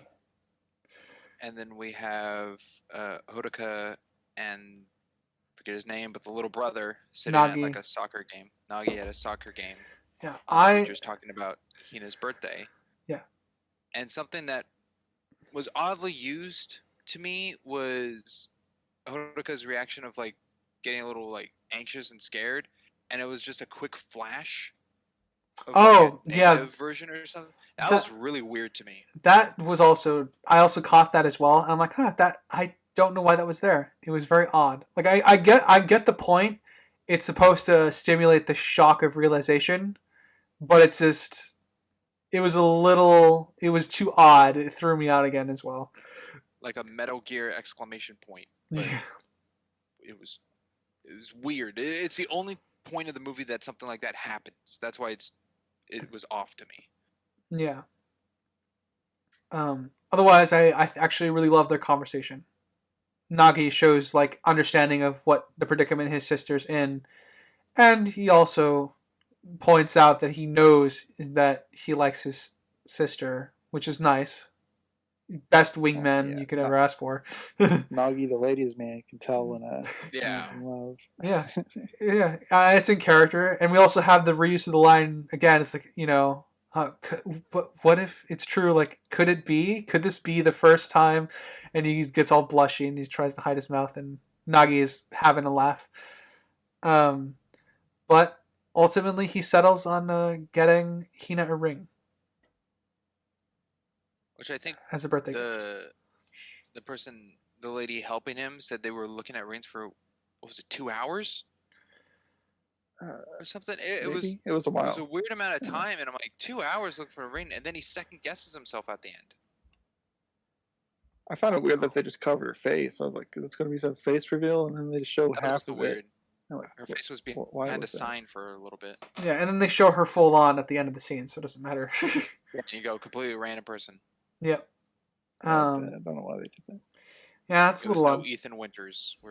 It's cool. It's a little odd. I don't know. I guess I didn't really have an issue with him being second guessing himself constantly and taking that long, because when you're dedicated to do something, to do the right thing or buy the right thing for someone, like a gift for any day, I get that there is a level of like you want to buy the right thing, especially if it's your first gift you're buying somebody. So I admire his dedication, and I guess I understand the constant second guessing. Yeah. Um. I'm also glad he didn't go with something that was rain designed. Yeah. Didn't have like a raindrop or it was blue.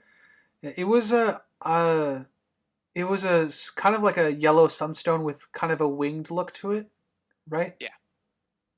Um. I liked the ring.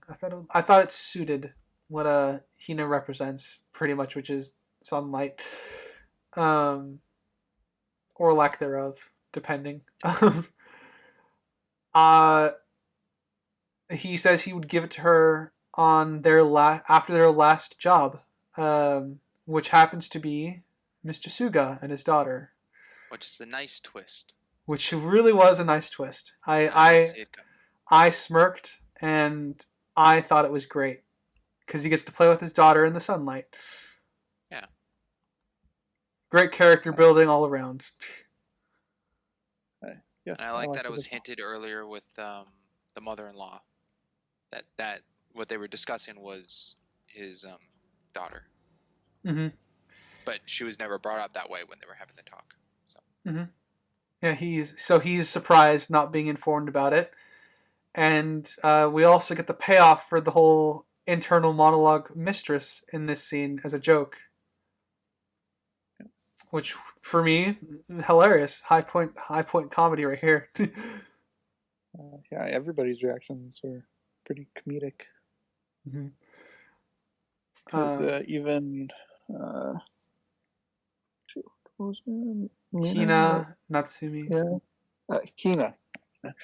Even she's like perv. Not incorrect. Not an incorrect assessment, especially after. Especially if you witnessed his first introduction to her.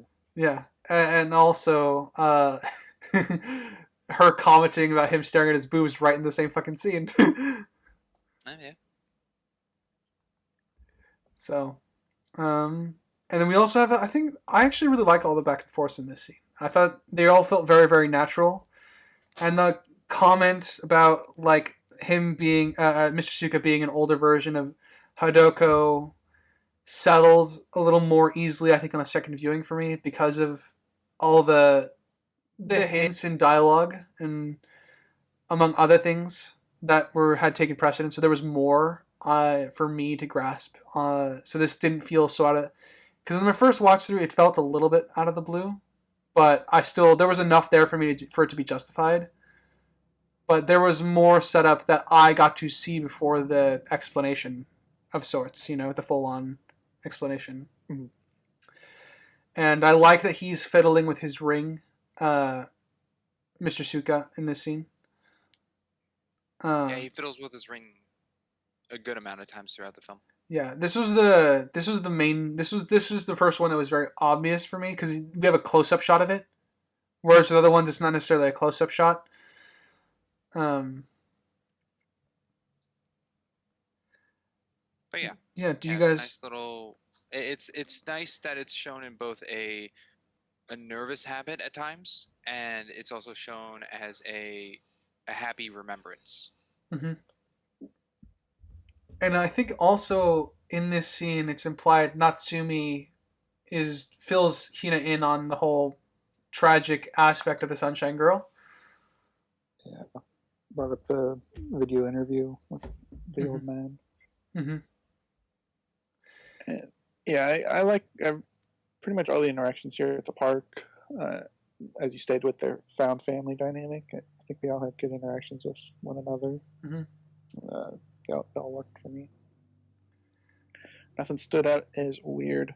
Yeah, this is probably my favorite scene of the movie, just because it felt like a very, very nice. It felt like not necessarily a calm before the storm, but you got a great sense of just how natural all the relationships felt, which is very important if you're trying to write half a romance movie, half a drama movie. Is just making all the characters feel like natural people to a degree within their own world and stuff like that, and that varies. But I deeply love this scene. I don't really have much to say other than that. Um, other than maybe Hina's brother just continues to be the best wingman for Hadoka here.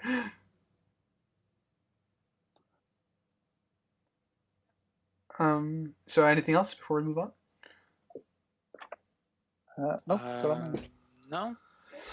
All right, then we get Suga's daughter really thanking Hina for bringing the sunshine so she could play outside with them. Nagi goes off to have dinner with them because he knows that Hadoka is going to confess. And then partway through that whole scene, we have she gets half spirited away. Yeah, something that's not really explained of this entity. That in my notes I wrote, was that a Kandarian demon? I will. One detail I liked on my second watch through is that we can see the streetlight through her when she's in the air. Oh, so she's more liquid. Yes, Yeah. She became part of the rain/sky in this moment because we get more of this explained later, but we get to see like the streetlight through her in this scene when as she's coming back down. Yeah, it was pretty random, this whole bit, and Yeah, didn't really get explained like Springs pointed out. I would And agree. it was a really inconvenient time for both of them.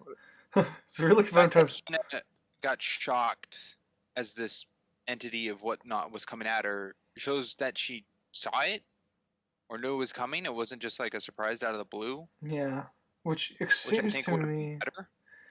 Yeah, which it seems to me that she could. Well, she does get shocked. We see her get shocked when she's swept away, but Yeah, but we don't it's see what swept shown her coming away. at her so Yeah. she can see it, whatever it is. Yeah. Would you rather It's them never showed it? seen or shown.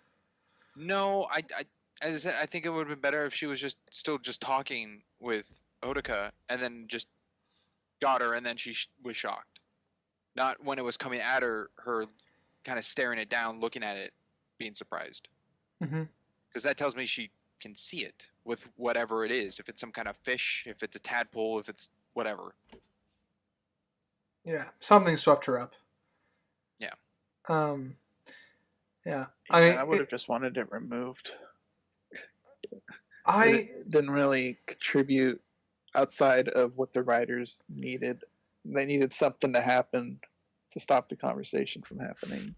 Well, it introduced. How would you in that role then? That scene. See, I don't know. I wouldn't just throw in some random entity to interrupt and never get explained or used again. I wouldn't do that. I think the main reason they actually do this scene is just so we can see the spirit crawling up her arm. So like we can see the transformations that are occurring to her. I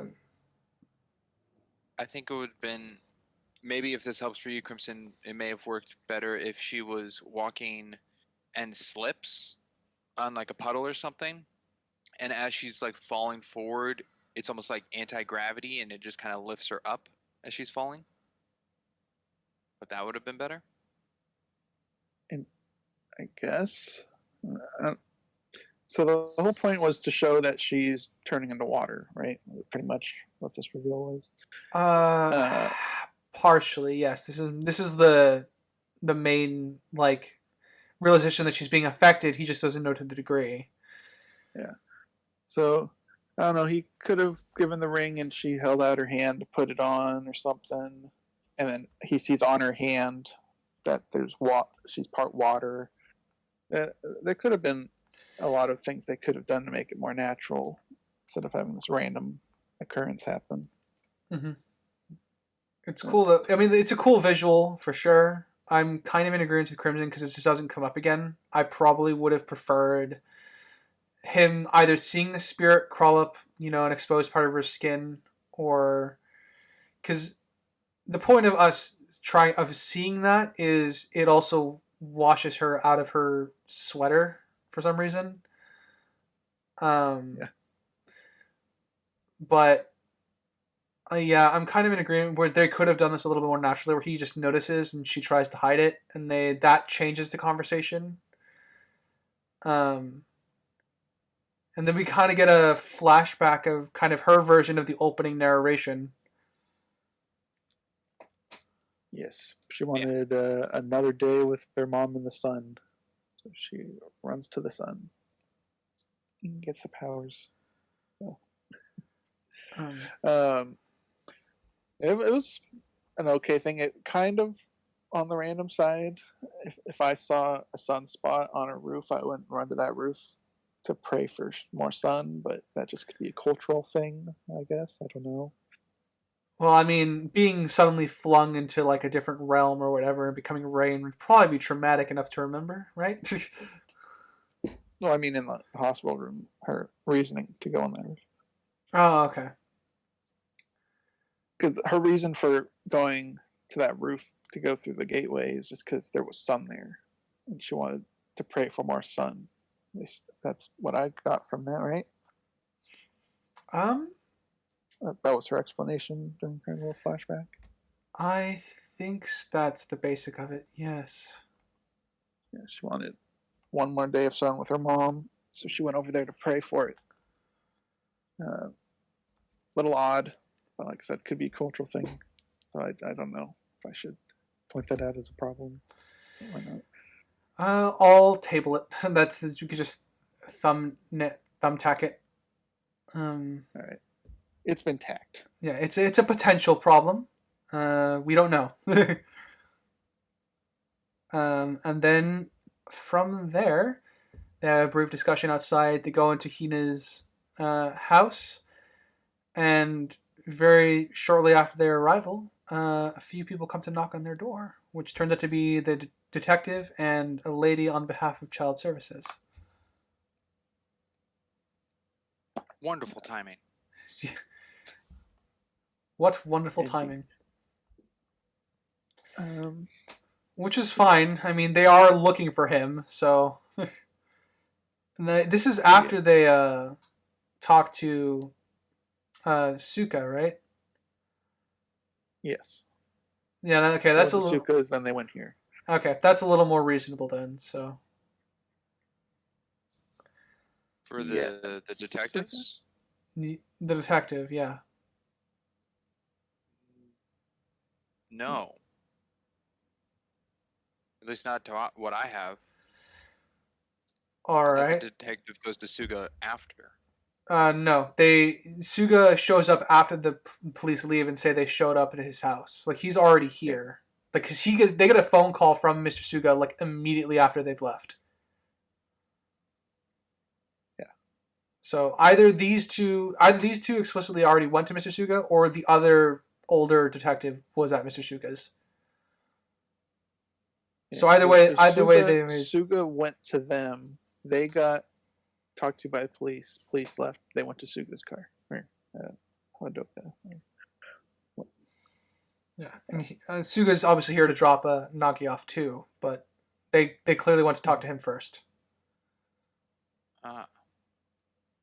Okay. Does that change things at all? No, I know what you're saying now in context of what happened, not what was shown. Got it. Yeah, no. It wasn't shown them going to Suga's first. It's just No. known after when he gets in the car. It's discussed. Yes. Got it. Yeah. That's where I was confused. Okay. So I'm trying to think how they could have found them at this place, because you brought up the old ladies could have bring up the child services thing, which would be its own investigation bit. Yeah, but they know that these two go together. The footage. So. Yeah, would they have been able to identify her and just the random ramblings of a couple old people? Well, remember they talked to the mob guy first. So maybe she was talking about the girl. That kind of connected the dots for them. Do you think he would have known where she lived? No, but I'm saying with that coupled with the two people that turned them in or complained to child services, they might have just come over here to investigate, or Mr. Suga gave them the neighborhood. There's various ways they could have found the information by this point. Yeah, I don't find that hard. Yeah, our police force is still competent, so don't have to worry about that quite yet. My big thing is, since she's underage and you can't live alone underage here, she probably wouldn't be on record of living here. So I was just trying to figure out how we would have done that. Okay. So, if you guys think it's feasible, I'll leave it at that. Okay. So she gets fired. Mr. Suga fires him after dropping Nagi off. Very nicely, but yeah. Very nicely, yeah. And he gives him the classic ball cap for disguise, baseball cap. Classic. The dragon. Classic MCU. Yeah. Mechanic. Classic MCU mechanics are at work. That's fine.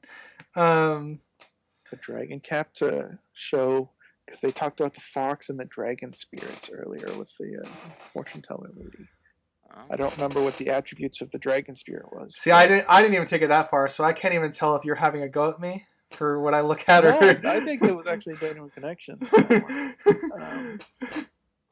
Because it's a connection. Why else would you need to bring up the fox and dragon spirits that really has nothing to do with anything? Maybe he could have bought something from the shrine, so yeah, I'm totally okay with that. I don't have an issue. Darn it. I should have gone back and actually wrote down what the dragon spirit's attributes are. I think that's an intentional connection. And then they are resolved.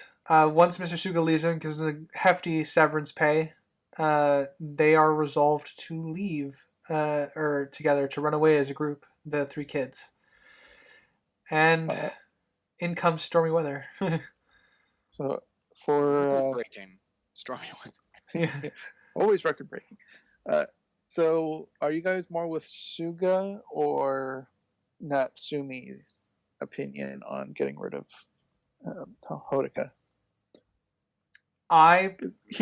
They both have very good reasons. I'm more on Suga's side. It makes rational sense to me. Yeah, they both have very, very good reasons. I love both their reactions because they're both realistic. I was as torn in the scene as they were, pretty much.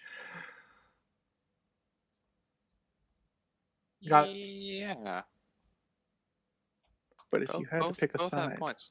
If I had to pick a side, I think I'm leaning a little more towards Suga. Let's see. I have to think about this because you're making me pick a side. Now I got to think everything through. All right.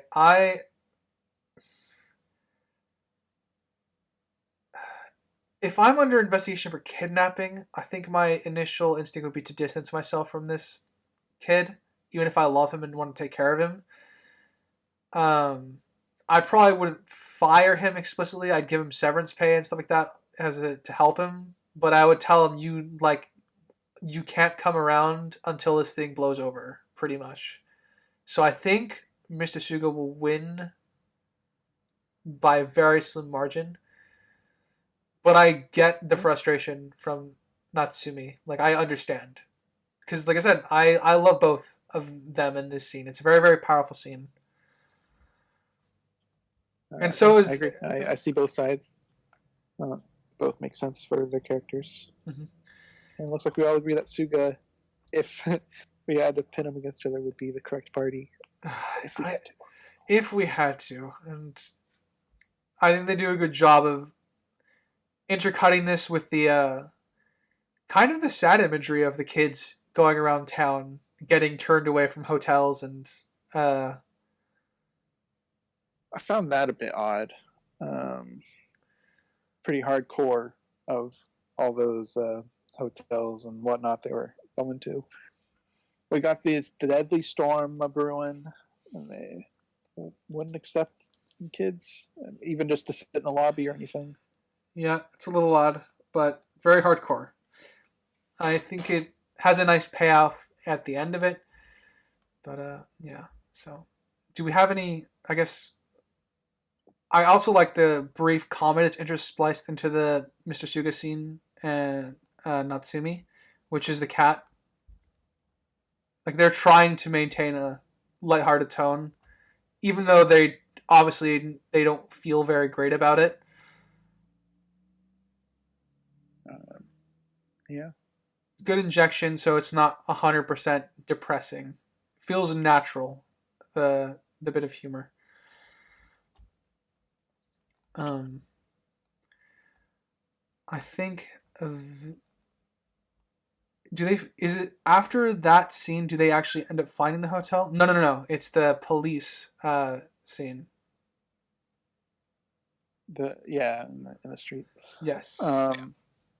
There was something I did notice while they were running around the streets when they were, might have been subway area. I don't know. So there was a mural behind them on a wall of the sun and flying fish in the sky. So artists are making things out of it. You know what? That's a little on the nose.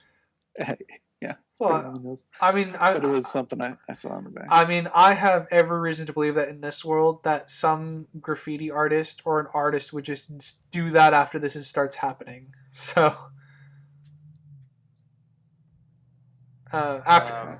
something I'll point out with the outfits is that our three characters all have primary color rain jackets. Yes. I think this could be a not so subtle reference to the Fate series, because there is a infamous scene of the three main characters walking in a blue jacket, a red jacket, and a yellow jacket across a bridge.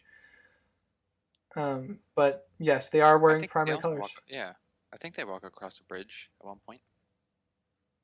Yeah, it was kind of like a horizontal shot of them like walking, kind of along a thing. Anyways, I took it as maybe a reference.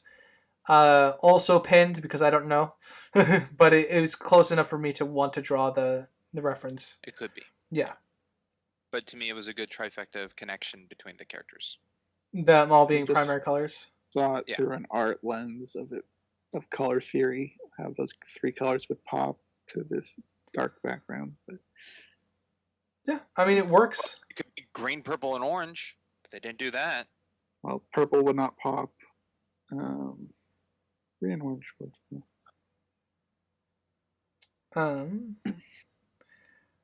Let's see. The cops. That whole situation, I think, was mostly okay. I think it was handled well outside of Hadoku or whatever himself. His interactions were just the wrath. Yeah, like he does a lot of in this. He could have played it off a little bit cooler, but yeah, I mean, he definitely. The way the cops themselves handled it were pretty good. Yeah, you know, they dealt with the explosion more than the kids, which is the correct thing to do. They didn't immediately draw their guns on them or anything. Yeah, I know, right? See, police force being competent. I wonder why we're bringing this up.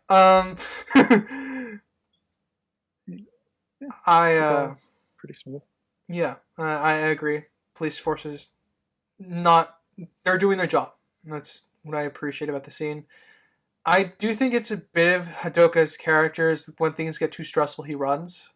Because, he ran away from home. He ran away from the police earlier. He's running away from them now. Whenever things get too stressful, he just runs. I think that's more of a character facet now. So, dumb of him, but in character. I just love the imagery of him running away by himself. And you're like, what are you doing? You stupid? It's funny. It's force of habit. Yeah. They were just flabbergasted that he darted. Yeah, like they're just staring at him. I like the imagery of when she's calling the lightning down, which, I don't know how she could do that, because I assumed her powers were very explicitly just sunlight. But well, it's touched on as a thought that it's snowing because of emotions.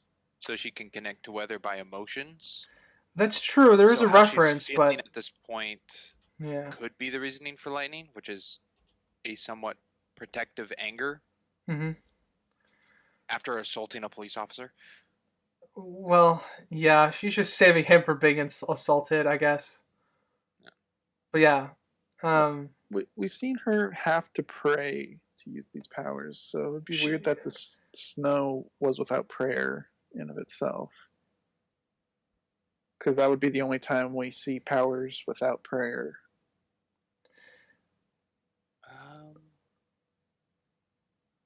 Yeah.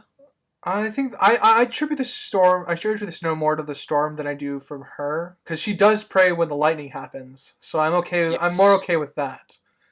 But it definitely adds a whimsical mood to the whole "it's snowing in August."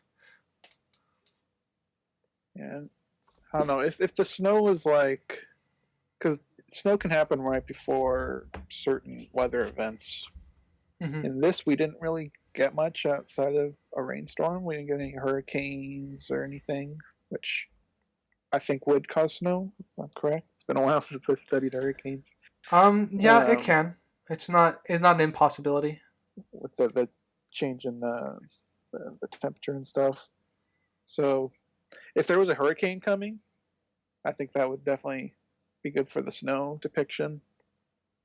But since there wasn't, a little odd. Mm-hmm. But it was obviously more for tone setting than anything. Mm-hmm. Actually, and when we see the lightning, I totally thought she was going to kill the cop. Yeah, I'm really happy it didn't kill the cop.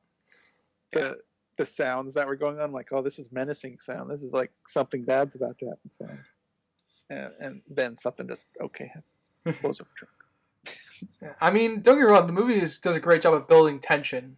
So you didn't really. I was also kind of worried that she would kill the cop unintentionally. Actually, I have a quick question for you, Crimson. Going back to the because we kind of passed over the Natsumi and Mr. Suga talk. Were you referring more to the human sacrifice element of it, or just the morality of like giving up the kid? Oh, giving up the kid. Okay. Kicking him into the streets. All right. Cutting ties. Okay. Well, I'll bring up the human sacrifice element later when there's clearly after effects to her being alive. Yeah, you don't say. Yeah.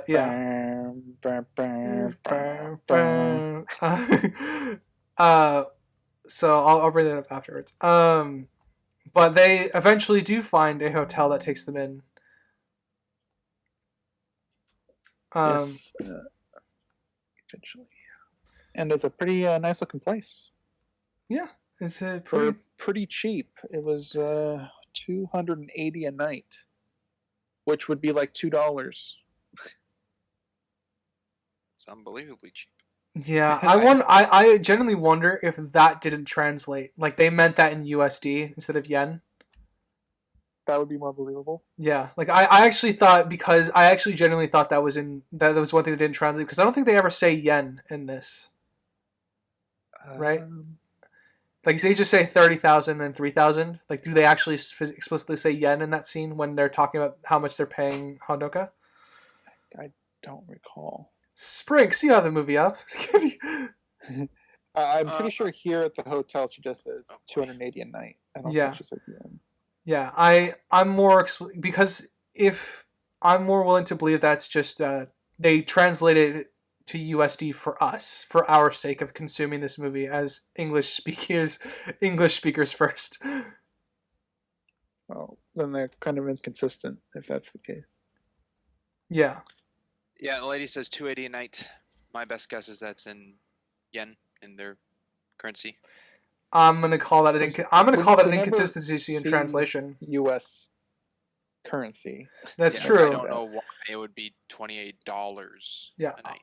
I am gonna assume that's just an inconsistency with translation. Then I'm gonna assume she says something in yen in the sub equivalents. Yeah, because that's otherwise is very ridiculous. maybe not 2,800, maybe 28,000. That would be more believable. Yeah. But we don't know. They could have explicitly said that because we don't see the woman's face when she says that, right? So they could have actually said that. I think we see her face. Maybe we do see her face, but I don't know if it was like the shot of the car smoke when she says it, and then it cuts to them, or she says it when it's on her. I can't remember. Mm-hmm. But yeah, so I guess potentially a translation error. Because 280 a night is really undercutting it. I think that might be like, as you said, like might be $2. Steal. Absolute steal. The only other implication could have lived here the entire movie. That's true. Yeah. And then we have, I think, another one of my favorite scenes, which is them just collapsing against the doorway, and when they get to their room. Relief. Relief. And big bed, big tub. Yeah, and I also really like the shot of them in the doorway where, like, it's from a down angle, but you're looking at the three of them very, very small in the hallway, but everything else is so giant around them due to the angle. It's one of my favorite shots. Another one of my favorite shots of the movie, because it kind of implies, I guess, how small they are in the grand scheme of everything that's going on, which I like.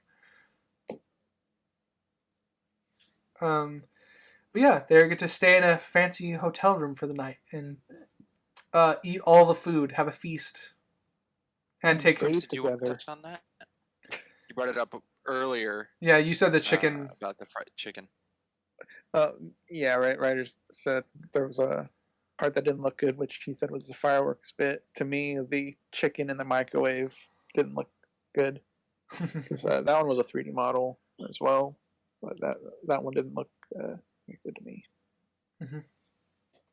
That's fair. I also thought it was weird that they were cooking things on top of each other in the microwave. I'm like, I know you're kids, but you would know how to use a microwave at this point, right? You're 16. I mean, you can do it. You just have to adjust the time accordingly. Yeah, no, the longer it takes. Yeah, I don't doubt that they can't do it. It's just I thought it was odd that they would chose to do it that way. They're in a hurry. They're starving. I guess, yeah. It really was a long day and a long night.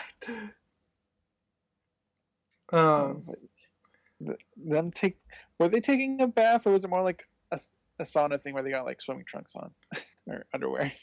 I think they weird that they'd be naked, but that could once again be another cultural thing that I don't.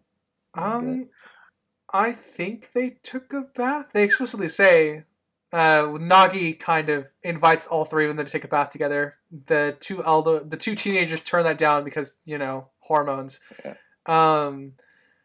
And Nagi sort of laughs and say, "All right, just boys," and then they tag out. I assume they literally took a bath. I mean, I would want to take a bath after a fucking giantly long day like that.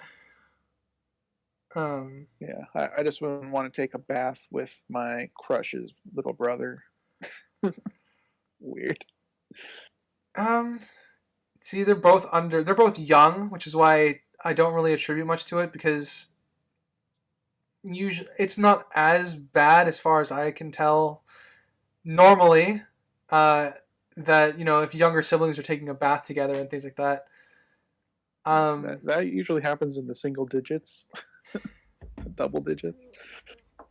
Yeah, I don't know. Maybe they just didn't want to waste the water. What do you think, Springs? Yeah, waste the hotel. I know. They get their water bill. Well, how do you feel about money? It's a group activity, somewhat thing that he thinks of. Maybe like because it's so big, almost like a pool is a thought, and he's younger than 15. It turns into a bit of a jacuzzi thing too. So yeah. So as a way of having fun, makes sense. As a way of actually cleaning off, it's a little inappropriate. But Yeah, that's why I wanted to clarify, because it was actually like bathing and you're nude. Weird. If they're treating it a jacuzzi and they got underwear or trunks on, like, okay, I'm fine with that. That makes sense. I mean, okay. I Easy guess, little flip. Here's the thing. I guess they could be in underwear purely because of like, they didn't bring a change of clothes with them, so gotta wash your clothes somehow.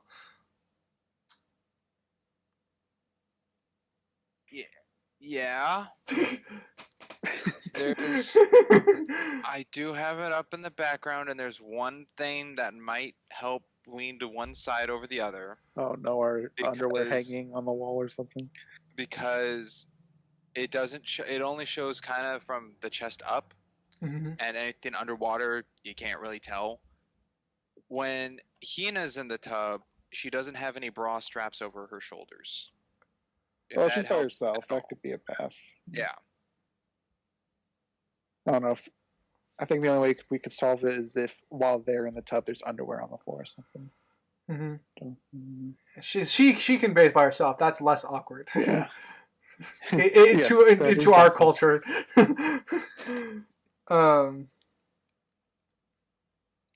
Do we have?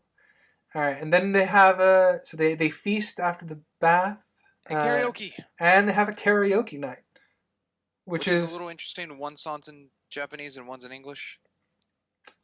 My limited experience with anime, they seem to jump around when using English. Yeah, I know a lot of. I can think of anime songs that are entirely in English that are some of my favorite anime songs. So that's not odd to me. That's just par for the course.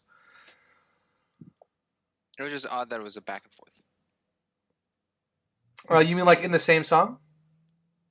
No, when session. The two boys were singing, I think it was in Japanese, and then when she was singing, it was an English song. So rather than all the music being Japanese or all the music being just in English. Yeah. That's what I mean. I guess that still doesn't bother me. Sorry. I don't know if he saw it as a problem or just an observation. Yeah, is that an observation or is that just? That was me observing. Okay.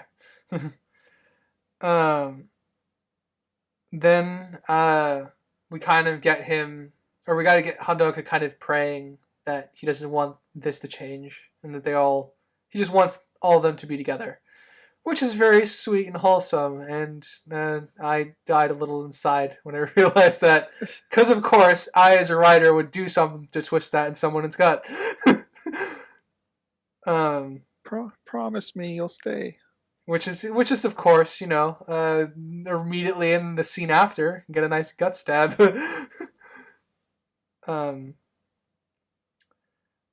It was weird that their emotions or whatever affect the light in the room. I attributed that to the storm outside. I assume that was the storm. So it was just coincidental timing. Yeah. Flickered is what you're saying. Yeah, but see, it's coincidental timing for us as an audience, but justified by the world around them. Yeah, I wish it was shown while they were in the bath or karaoke and stuff. But if it's not the storm and it's them, I find problem with it, so I'm going to stick with storm.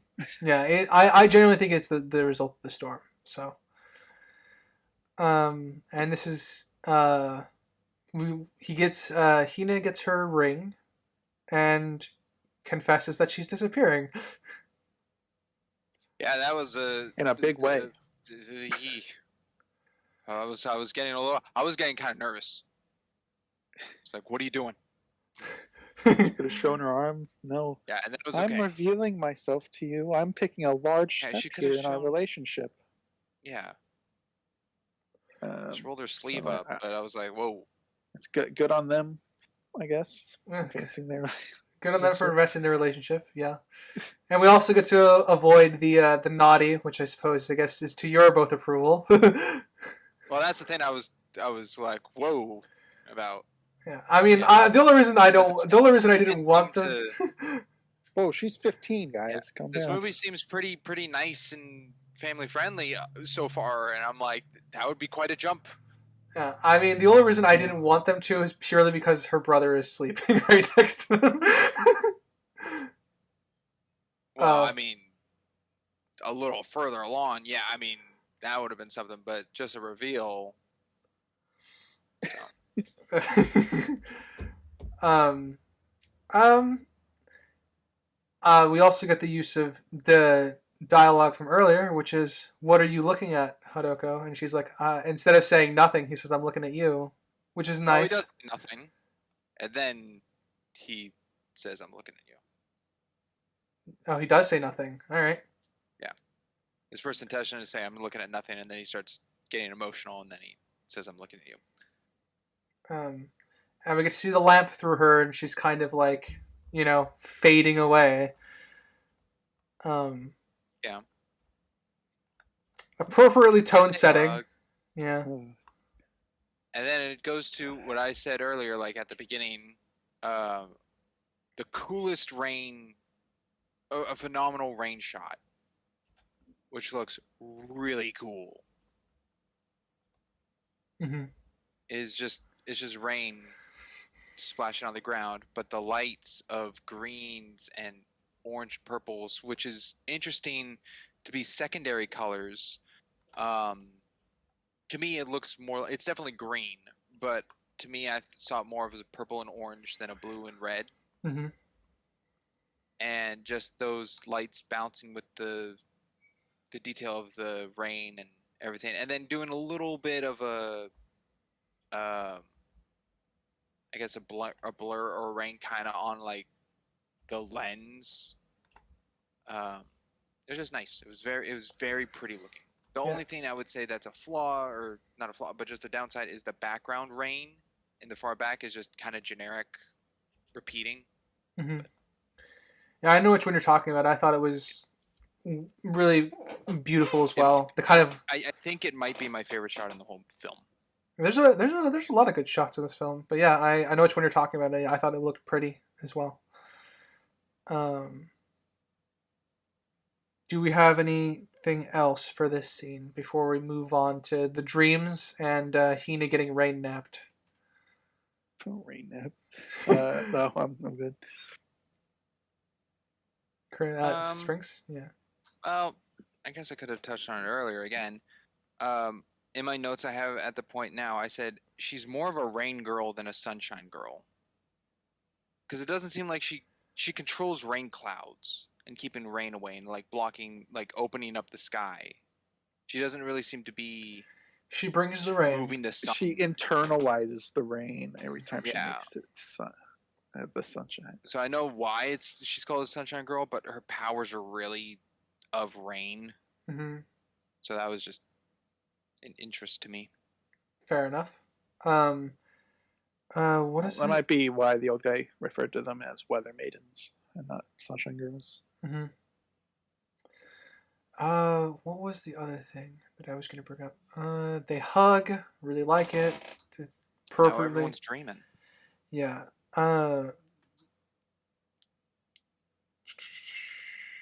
Yes, I think we can just tentatively move on. I forgot what I was going to say. I'm going to regret it, but oh well. It's not in your notes? Apparently not. It was a springboard from one of the conversations we had, which is why it's not in my notes. Oh, oops. Yeah, I think we can just move right along. Right. So they start dreaming. They start dreaming of stormy weather and chasing sunlight. And I know it's a memory, but Hina does the hand thing again. Yes. Yeah. It's okay, buddy. I'm sure they'll stop eventually when the movie ends. Yeah. And then Hina pulls an Obi-Wan and just... Or, sorry. Apologies. She pulls a Ben Kenobi. Have to make a distinction now, Disney. Fuck you. I couldn't tell if it was a dream or not originally when she was on the cloud. Oh, when she's rippling? Yeah. Yeah. I was like, interesting dream. I think the reveal is obviously when only the robe is there. He wakes up and it's just the robe. Yeah. I don't know. Would you guys have liked to see her actually get there, or like dissolve away, or probably evaporate? I Some of don't that. I think don't I would have liked that. I I think Might it's be personal. okay. I mean I I think think it would be cool to see other maidens.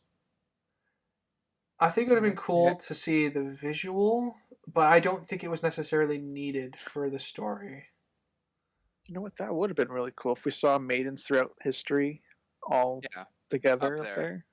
That would be really cool. Because she's alone. Yep. I I would agree. It would have been interesting. I don't know what that would mean for the world building though, if we saw a bunch of other maidens. I guess that would satisfy your criteria of why there aren't others. Well, Well, yeah, I because think the old man established that there used to be many yeah, at I'm the thinking same like time. quote unquote So afterlife. Some like they're up there, they can't come back, kind of thing. Mm-hmm. I but don't it know. kind of they're would just have gone. messed with the feeling of everything. So, Yeah, Yeah. it wouldn't have been as emotional and detached and alone. Yeah. Yeah. And then our character. So Nagi dreams of Hina, kind of floating up from the arch into the sky. Our Hodonka kind of dreams of like chasing sunlight during a storm. Yes. Both are interesting dreams. Both are directly related. Crimson would never have experienced anything like this before in his life, so we can move on. Unless we have it. I mean, the symbolism is there, but I think it's very on the nose, so we don't need to avoid. I don't have anything to say about it, other than At that this it's point, there. I think it's fine that they're all different. Mhm. It gets a little weird when was it Suga? I think it was Natsumi that had the other dream. Natsumi? Oh yeah, someone else had the same dream of Hina going up, and I was curious, how many people had the same dream? everybody. I'm like, that I sounds like a creepy internet story. honestly, I think it was The same dream. it was the people that knew her. I think had the dream So could have like Suga's daughter had the dream? potentially. Could the grandma have the dream? Well, I don't know. I don't think they have. I don't think they have an established that deep of an established relationship, but maybe I'll put that Could as have some had label. every client she helped with the son. Potentially, I can lace them all as maybes. I only know for certainty that it's people that she, prolongedly interacted with and was kind of, sort of friends with. Yeah, it was a bit spooky, I guess, in that sense that everyone could dream of her that night. Mm-hmm. Well, everyone, but you know what I mean. Yes, I know what you mean. But after figuring out that Hina's disappeared, the police arrive. Detective Pompadour. Detective And somehow Pompadour. have the key. I'm assuming he just got it from the front desk. I wouldn't be surprised. I guess so. that one could be easily explained away. I mean, if someone shows you a badge, you're gonna fucking give your hotel I'm key. the police. Give me the key for the room, please. Yeah. Yeah, I mean, there's not much you can do other than just like, yeah, I don't want to lose my job. I don't want to get in trouble here. Don't enroll me. That sort of thing. Yeah. I think Nagi kind of crying and screaming got to me a little bit. Definitely made me uncomfortable. Good for you. I wish I did. Yeah. I guess I'm the one with the cold dead heart this time. Yeah, well, that doesn't surprise me. Not really, Crimson. I kind of lean your boat of this. It does seem writers is a lot more emotionally attached to this film. Oh yeah, you or I. I will happily say I'm more emotionally attached. Yes. I think it got to me. I thought it was the voice acting that got me. It felt very scratchy. Which kind of the rawness in it, I think, is what got to me. Not necessarily the everything with that kind of gets to me. And this is our last scene of police officers being competent, so I'm just gonna enjoy it. And they kind of escorted outside. They're not in a rush because why would they be in a rush? But we get a pan through of like the city in the middle of summer. Everything's flooded, but everyone's playing outside because it's going to be a hot day. Yeah, it's been months. Been months. And there's a detail I like about one of the little scenes. There's an umbrella floating on the water, and it's one of the transparent ones. Nice. I think it's a nice little mark that. No, it's not. I'm not saying it is Hina's umbrella. It's just kind of a nice follow up to It's like a the nod. robe and no one in it. But yeah, It's a nod. There's also an orange umbrella as well, or like a sun umbrella. That I think it was broken or whatnot. oh, I remember that more than the clear one. And then the ring falls from the sky, so I assume Hina just went straight the fuck up. that's coincidental. That's obviously Yeah. coincidental. That's- This is where we're gonna retrieve I start getting to, I think, one of the weakest parts of the movie, which is the last act for me. 100% agree. I do think all the characters are, the main cast of characters are all still in character and great and wonderful, but that's it. Everything else is going to be problematic. So yeah, ring falls from the sky. Kids breaking down in the police car, ride to the station. I don't know about you, but if I was a cop and the kid said she sacrificed herself, I'd take that a little bit more seriously than just, this kid needs to talk to somebody. especially with the story that he might have a gun. Yeah, it's I would have Yeah. looked more into that. Yeah, this is again where it starts to fall apart here for the police department. Because I agree, I would have taken that a little more seriously. On the bright side, Detective Pompadour is constantly having conversation and questioning him, rather than like, "Oh, we'll wait till we get to the station," kind of thing. Mm-hmm. So like he's doing some interaction, but he realizes he's either insane or, is ignoring the more important points here. And to spare our YouTube audience, I've just excluded all the images from the police escape scene because holy fuck, I got, so they get to the police station. Nagi gets taken to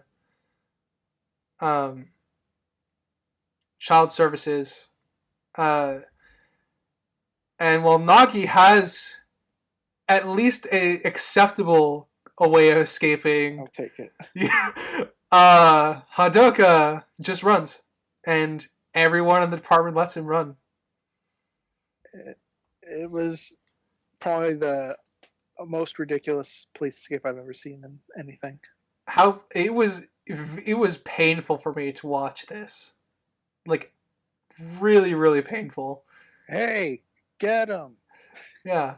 They're shouting this, and everyone downstairs, like, they're shouting, everyone stop this kid, and everyone just like, Wait, am I a cop? Am I supposed to interfere? No. What? Wait. Oh, okay, I'll chase him now that he's too far.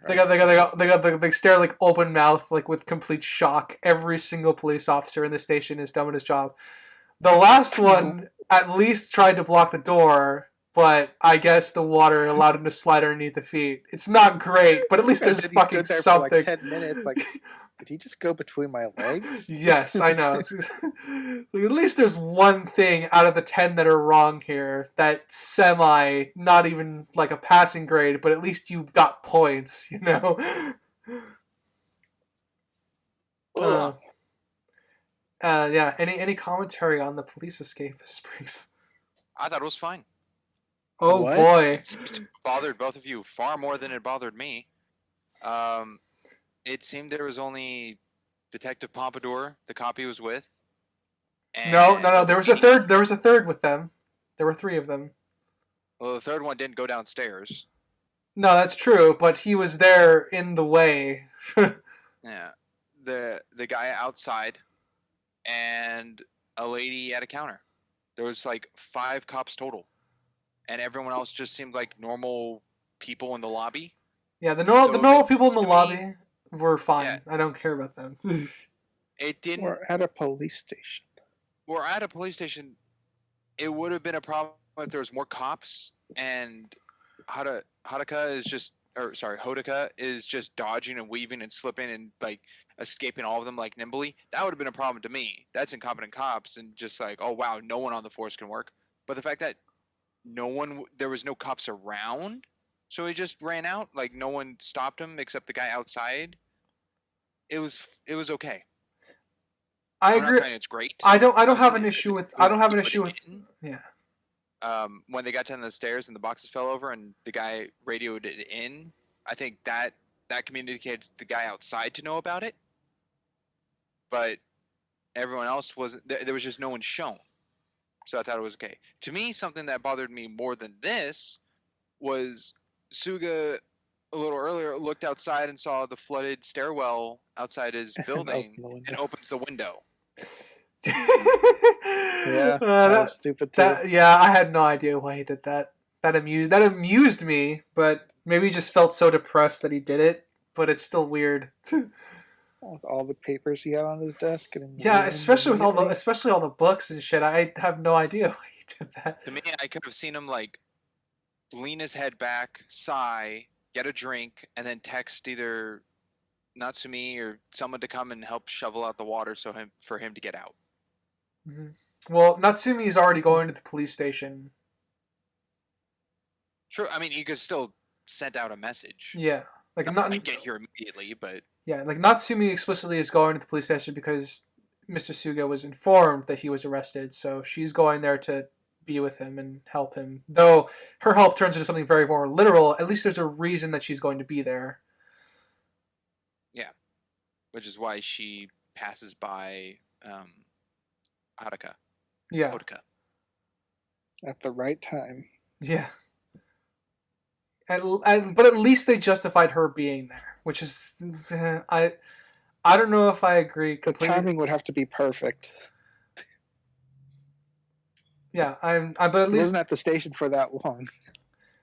Well, I suppose so. We didn't see her beforehand of where she exactly was.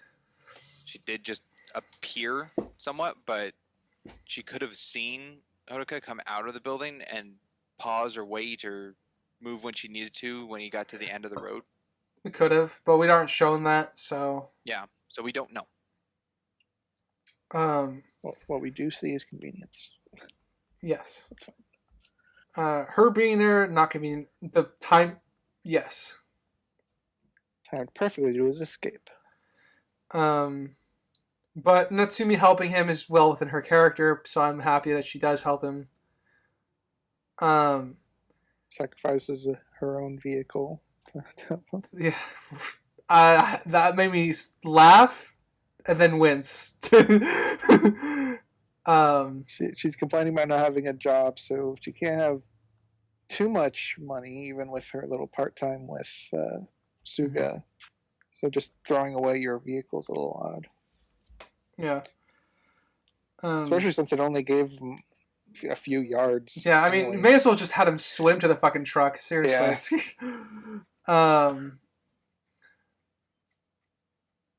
Let's see. And then we have the Nagi at least thinks his way out of the fucking child services place, which is nice. My first thought to that is, why would they allow 2 visitors at a time? I mean, they're children. What could they do? The problem is with Nagi's escape, not no. That was my first thing of why would they allow 2 visitors at a time? He's a child and he's being looked after, like he's being supervised. Then I went, it's fine. Okay. Yeah, to kind of go back to the police department escape. I don't have an issue with the number of cops. I just have an issue with their lack of what is it called? I mean, the only one who hesitated was security. The detective. It's not security. It's over. He stopped. It's not security. Would there be a? Let's go. I mean, they shout. They shout. Okay. Screening area that would lead into the interrogation room, right, where you get processed. Yeah, those don't. You'd have to run through that. Those aren't a thing in Japan. Not a thing in Japan. The screening rooms, no. Like they do search you and stuff like that, but they don't screen you, I think. Only thing I can think of that may have was sliding doors. Yeah, it's sliding Ooh, doors. never mind. Yeah, it's Yeah, sliding. because what I can think of is if the reception or whoever usually has a button to automatically lock doors, but that's if they're manual. Mm-hmm. I guess the same could go for automatic doors, but they were already open because someone else was walking inside. The main issue I take with it is because the detective Pompadour guy explicitly shouts for someone to stop the kid that's running down the stairs, which should have been a signal to everyone. That the three officers that are in the lobby, being the girl at the counter, the guy inside, and the guy at the door, that should have been enough to stop him. Yeah, That's the the guy at main the issue I door take. definitely knew. Yeah. The girl at the counter, nothing, and the guy behind the counter, I don't know anything he did. My biggest problem is just the concept of running your way out of a police station. Because you can set it up however you want to make it possible. Like I said, there's only a couple guys inside. But would there be? I feel like there'd be more. I mean, like, so they can frame it to be as possible, or as doable as possible. But just conceptually, someone escaping from an interrogation area, because he wasn't in the room yet, to exit the building just seems not possible.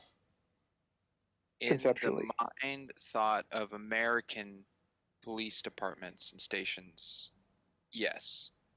Unfortunately, I'm not too familiar with Japanese ones. Mm-hmm. And the building structure and function that it runs through. Which, as Ryder said, is different. Mm-hmm. But I don't know how different. And I don't know how they couldn't have a process. shown. Like I said, the screening process is very different in Japan. They'd have to take prints and photos like we do.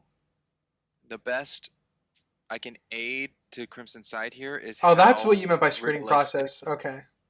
How realistic and authentic the film has been trying to ground itself in what it's shown so far with the product placement discussion we had. Mm-hmm. So I think that helps aid in Crimson Side of they tried to make the police station as real as they could. But yeah.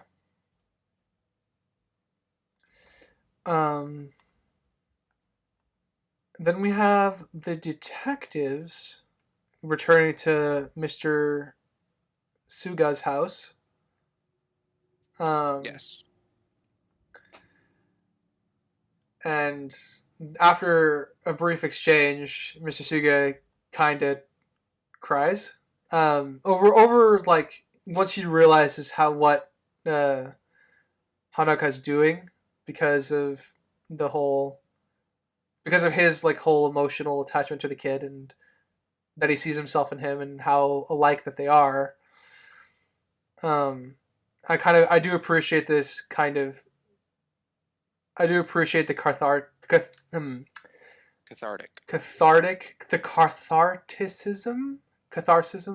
of Mr. Suga, crying unwittingly about this.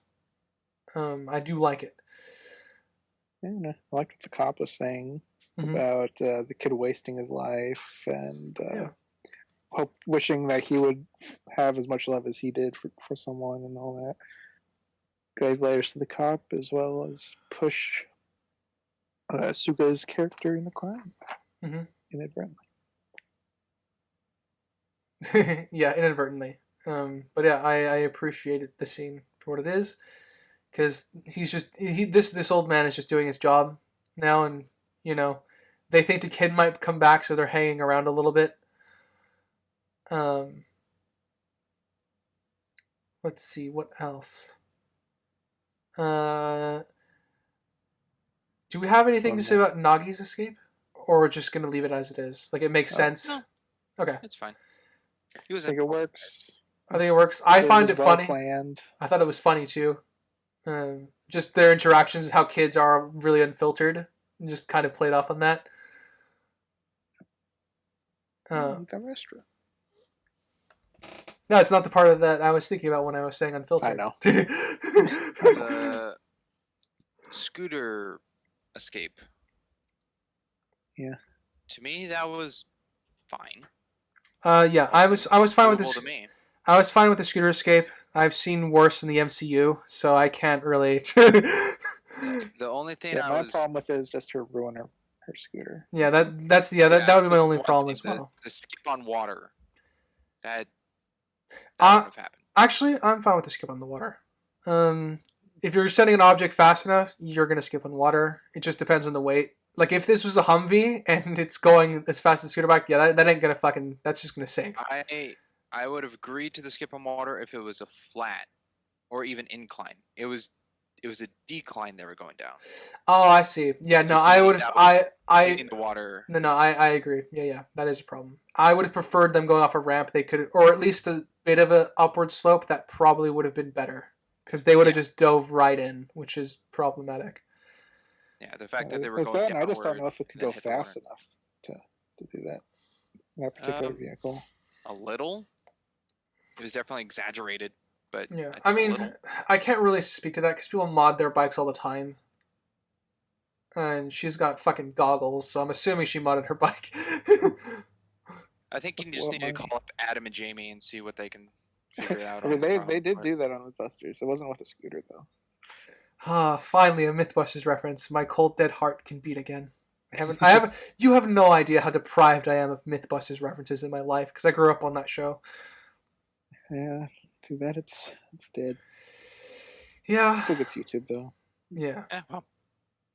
Well. Anyway, they motorbike stalls.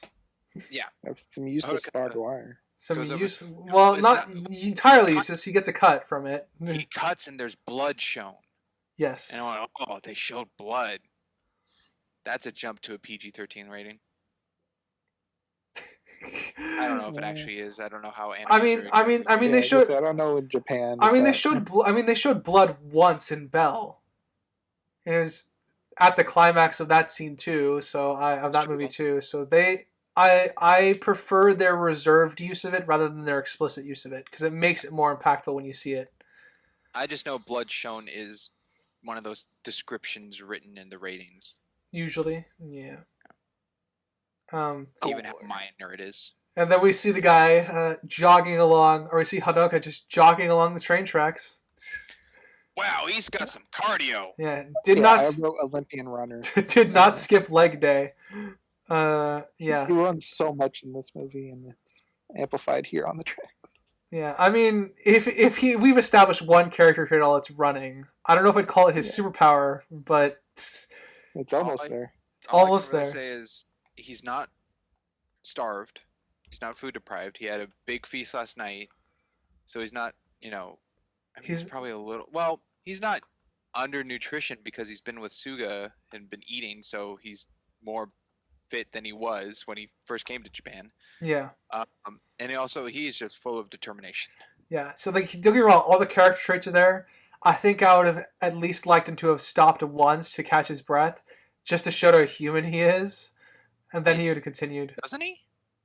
Actually, you're right. Never mind. He does. Yeah, he does. Never mind. You're right. Never mind. I don't really have much of a problem with this scene, other than just you go, kid. I'm very proud of you. You go get her, I guess. Okay, it's not a problem, but him thinking about all his past histories and everything with Hina, Hina does the hand thing again. So just tally it down. It happened again. But is this would this one be more acceptable because it's specifically it's not a new one. It's not a new one. It is shown again. Then again, they did do that in Face Off when he was talking about his kid. It goes back to his kid and shows him doing the Face Off thing again. So yeah, the whole Face Off at some point. Flashback bit here did nothing for me, unfortunately, because usually that's a cheap way to get emotion out of me. Actually, I just didn't do it. I can agree with you. I thought Belle's emotional flashback point was much better than this. But because this one just was there. Like I didn't feel anything, and I think it was because he was talking over it. I kind of boiled it down to his narration and just him yelling Hina's name. I think detracted. If the music was stronger, it would have hit better. Maybe yes.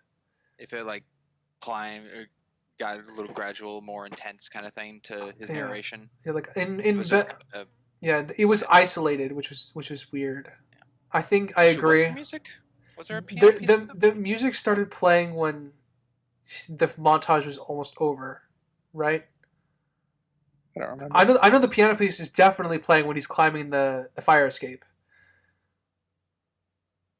No, music was okay. Yeah, no, music was playing the whole time. It was just a little piano piece, Yeah. I and I think a violin, but it didn't rise to a crescendo kind of thing. And I didn't necessarily need it to be a crescendo. I think I would have wanted something just a little more supportive of the flashback stuff because that can help definitely twist your emotions into liking something more. But yeah, I didn't get that here. So I was Yeah, you also don't. No, oh, no, you go ahead. I was going to say you don't necessarily need strong music for these flashback emotional moments because, like, I think, unless I'm misremembering, in Harry Potter or the Phoenix, when he gets those whole flashbacks with Voldemort in his head, um, Yeah. I don't recall music in that. It's just kind of narration and like echoey memory it's voices. Actually, Crimson. To my memory, it's almost the same where it doesn't start off with music, but when he starts talking about the happiness memories, it does do music. I actually think I know how I would prefer the scene. Because music had been playing precedingly for a fair bit of the time, I actually would have preferred silence without the music. Mm, I think Because the biggest problem for me is I personally was not really invested in their relationship. Um, so I don't know if there's much they could have done for it to get me in this one. But then again, in Belle, I didn't really have much investment in their relationship, but it got me. writer, I think without the piano piece, it would have been weaker, in my opinion. in a better version of this, I would have probably interspliced his monologue a bit better with the flashbacks, and I would have had him saying probably something more than just him crying after Hina. Like he would have been, it would have been more internal monologue just than just the name. I think that would work well with the juxtaposed with the music that had been playing prior, and now we're suddenly silent as he's reaching as he's running the last bit. But I think, like I said, in my version you'd have to fix more than in your version where you have to just make the music crescendo a little bit better. Okay. Um, and then he arrives, and Kay is there, or Mr. Suga. Yes. Where he asks him how he got there and he never answered. Yeah, bit of a problem. I don't know how he knows about this place. Uh, so this is not even set up. I mean, maybe they definitely talk a lot off screen because they do imply previous conversations. So I think I would have liked him just answer the question. That would have Yeah. that would fill the gaps That for would have me. been so easy. I Yeah, don't think it's totally bonkers that he's here. yeah. Like I don't think it's I mean, he bonkers. definitely I drove think himself. yeah, I don't think it's bonkers that he's here. I think it's just it was very unexpected to us as an audience because we're filling in gaps for them. Yeah. Well, what annoys me is that the writers acknowledged that it doesn't make sense he's here, and then they didn't answer. Yeah, like that's they set up something and didn't pay it off, so that is on them. Um, Yeah, that didn't really make any sense to me. so what do we think of Haruka's conversation with Suka here? Suga should have let him do his thing and then try to prove like, hey, nothing happened, and then they take him away. Like he's so close, just let him go as a friend, and be Agreed. like, it didn't work. It's okay. Let's go. We'll talk about it, and then take it then, rather than just stop him. Remember that he is fresh off of getting his character beat down by the old man cop.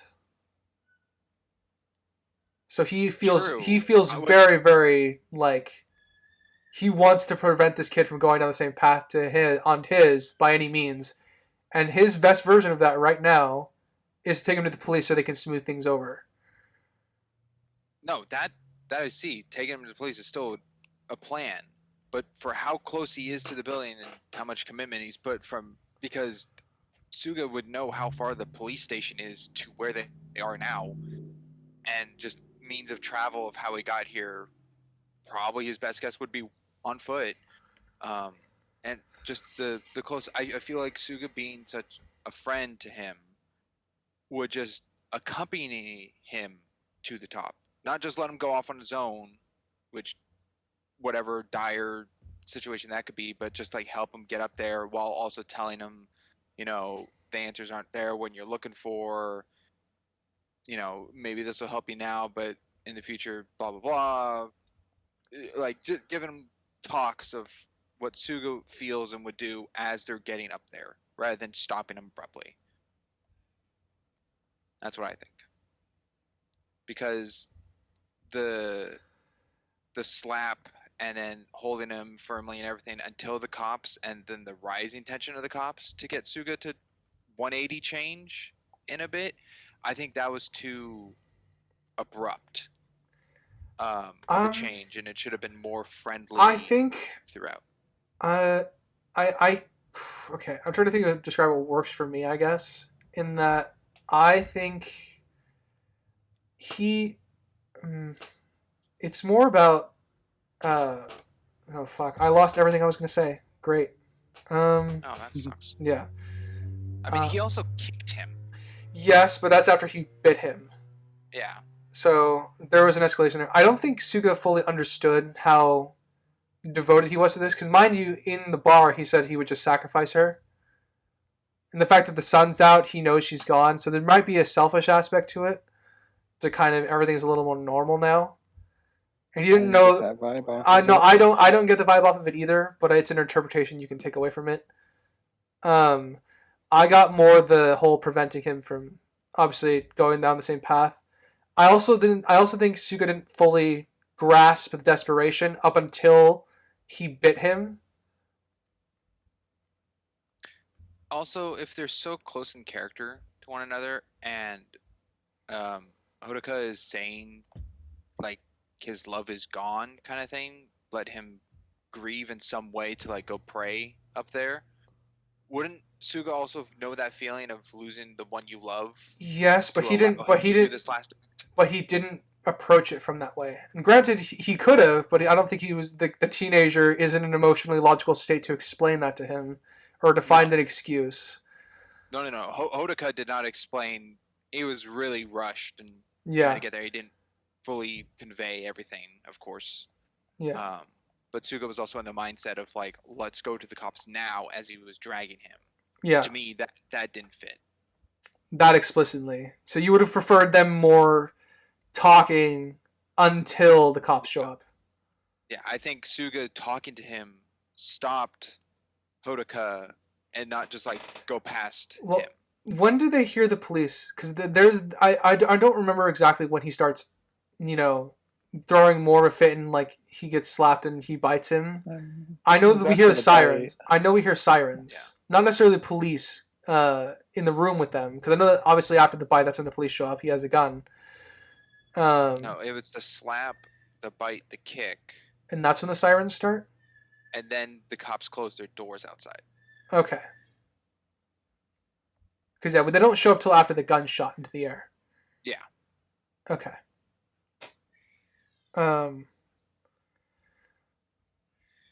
Just for my 2 cents, I totally agree with Sprinks. Yeah. I'm also mistaken. Sorry. It's before the bite. They shut their doors before the bite. Okay, so they already hear sirens. So that means that would just add to his desperation. Yeah, slap, car doors, bite, kick, gun. Okay. So slap happened first. For Yes. police sounds. Yeah, which is fine. He's trying to snap him out of the craze. But I think at that point it's more desperation.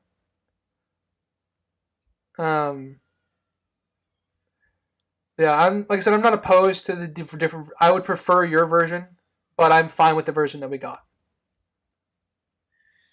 Yeah, and again, with the gunshot going off, kind of as a wake-up call to Suga of the determination that Hodaka has. Yeah, so that to me is serviceable enough, and also obviously, Suga does draw a line when the cops are pretty much almost beating him into the ground and dragging his face across concrete. Which I think is enough for him to justify then rushing the cops. Yeah. Um, And then where you two have been hinting at, the cops come in. yeah. And then the cops come in, yes. Definitely a lot of tension. I'm kind of happy he doesn't shoot anyone.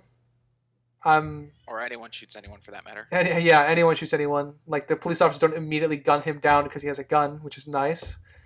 People doing their jobs.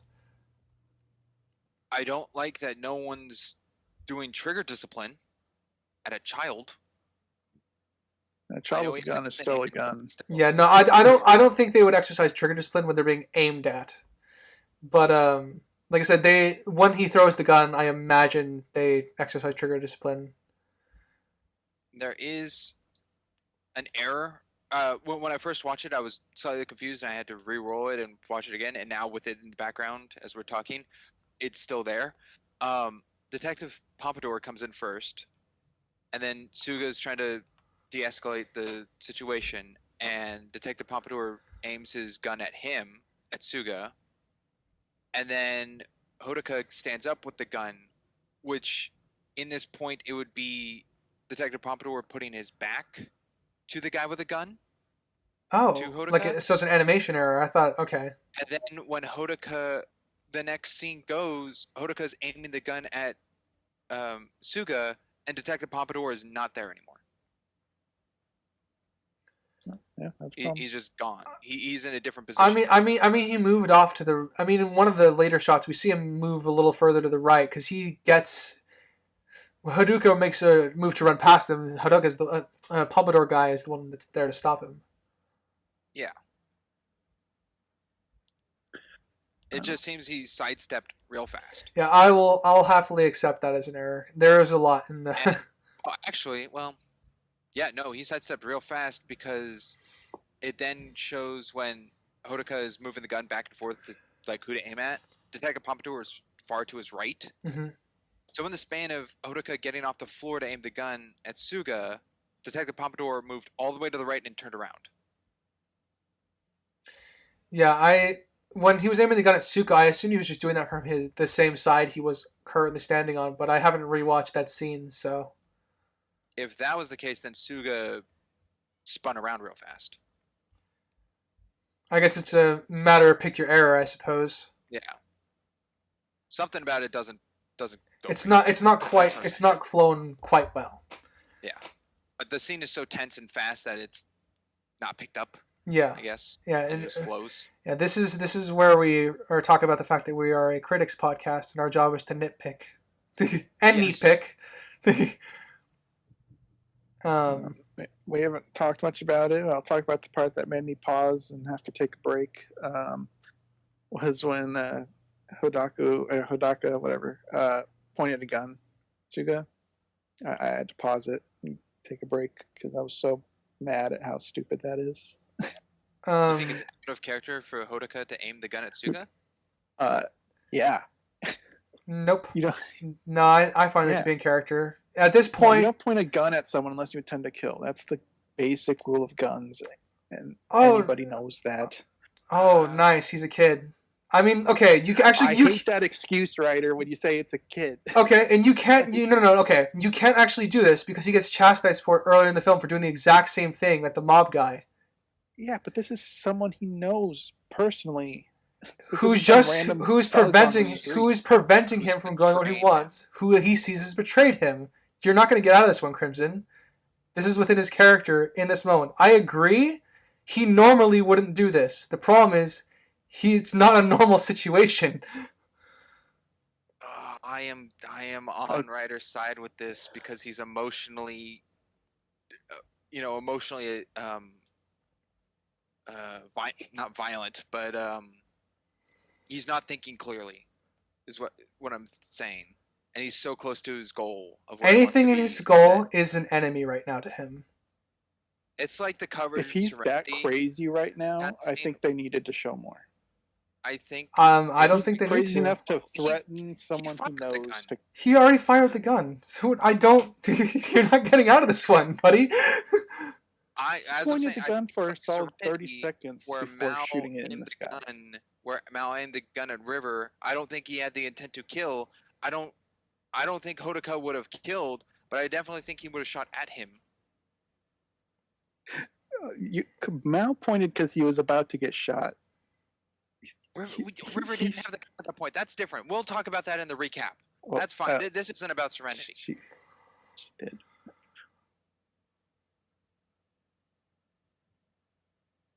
I don't think Hodaka would have had the intent to kill. That's me. He aimed the gun and then adjusted up because he didn't want to kill him. Yes, when he fired it, he's using it as a way of power to get what he wants.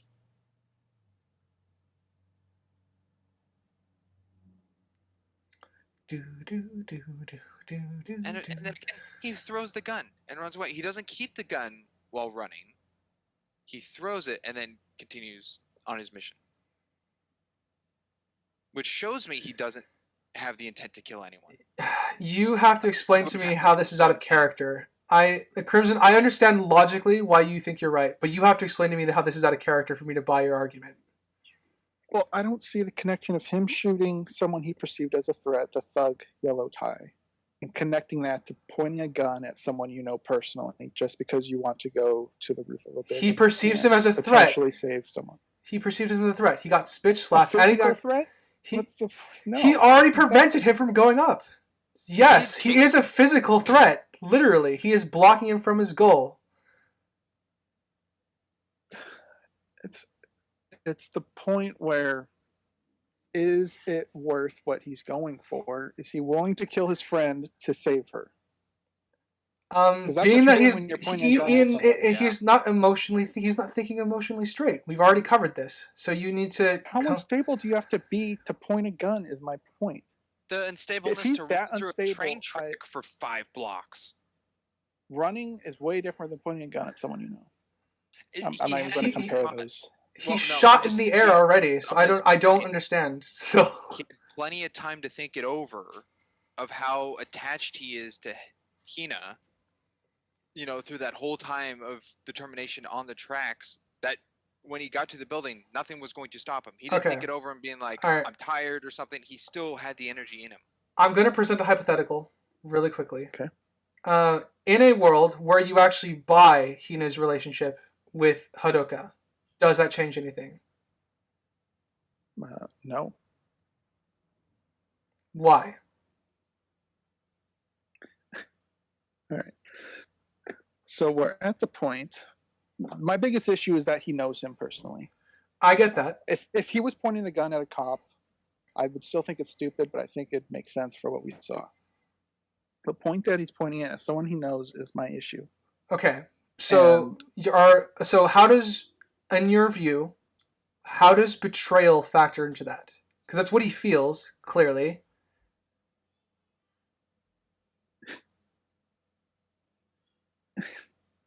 Betrayal. I still don't think it's enough. I think is it too last minute that you need to hold this for the recap to rethink, think things over? I mean, I thought this was going to be more widely accepted. Honestly, I wasn't expecting to have a debate. It might have to be. I don't know. We've seen him run a lot, so it would have made more sense for him to try to run by him and stuff, not point a gun or anything. I don't know.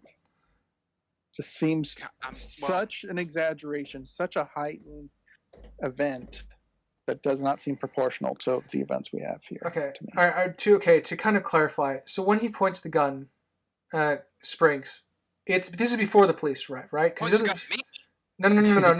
because you have the movie up. So when he points the gun at them, at Tsuga, it's before the police arrive, right? So they're still alone together? Yeah. Okay. Yes, he gets kicked across, grabs the gun, aims the gun, and then in the air and fires. Yeah. So he only aims at Tsuga for a minute to stop him for pursuing him. Yeah, showing them he has a gun, and then Tsuga takes a step forward, Hodaka shoots in the air, and then he stands up. And when he stands up, then there's that, anime error, whatever, and then he's aiming the gun at Suga. So when he was aiming the gun at him, still don't think it's justifiable. But if he's using that to keep him away from his goal, why doesn't he try to walk towards the direction he needs to go while aiming? Just stands there pointing it at him for a long time. Because there's cops around him. No, I'm talking before he fires it, when he's just pointing at Suga. Why isn't he trying to walk while pointing? Because Suga's just going to follow him. Well, yeah, he is on the floor. So he still gets to his location, which is what he wants. Mm-hmm. Right there, he's just which requires him to justifiably point a gun at him to go where he wants to go. So you're arguing for the gun to be aimed at him. Also, if this helps either of your cases, after he fires the gun, he does put it down, like, in between his legs. Yeah, like he doesn't continually have it still aimed. Yeah, I mean, that doesn't surprise me. Like I said, I don't think he was going to kill him, but definitely intimidate him. But I think, okay, so if he advanced towards him to grab the gun, would he have fired? Again? If Suga went to him to grab the gun from him, would he have fired? Into the air? With or without cops? Before the cops. Okay, because that's without when you cops, if after firing the first bullet in the air, if Suga continued to walk towards him, would he have shot Suga? That's the question you're giving? Yes. I'm gonna go with he that desperate? No, I'm gonna go with no. He wouldn't shoot him. He would probably definitely aim at him again or shoot closer to him, but I don't think he would shoot him. Shot closer to him. Yeah. I don't think he would shoot him. Well, we're just going to go in circles, so let's move on to more. All right, come back on a recap. Yeah, apparently thumbtacking it. So he throws the gun away, tries to sprint past. Pompadour tackles him, rubs his face in the concrete. Well, doesn't really tackle him. Like, I don't know how to describe it. Head slams him. Oh yeah. Grabs him by the back of the head and slams him into the ground. Oh yeah, brutal takedown. This is where Suga jumps at them, right? Yeah, because he gets one handcuff on him. Yes, and then they're scraping. They're essentially scraping his cheek in the concrete, and I think at that point, the line for Suga was crossed, so he goes to help him. Yep, and then Suga punches Pompadour. I do like one thing that was funny. I do like that the Pompadour is just frustrated as soon as he gets grabbed to get punched. I think he says something, "Oh, come on," or something to that effect. I think so. And then let's see if I have another hot take right here. What, Nagi's showing up? Well, that was stupid, but that's not what I was going for. Nagi showing up is justifiable, but it's still, I don't believe he could take down a full-grown man.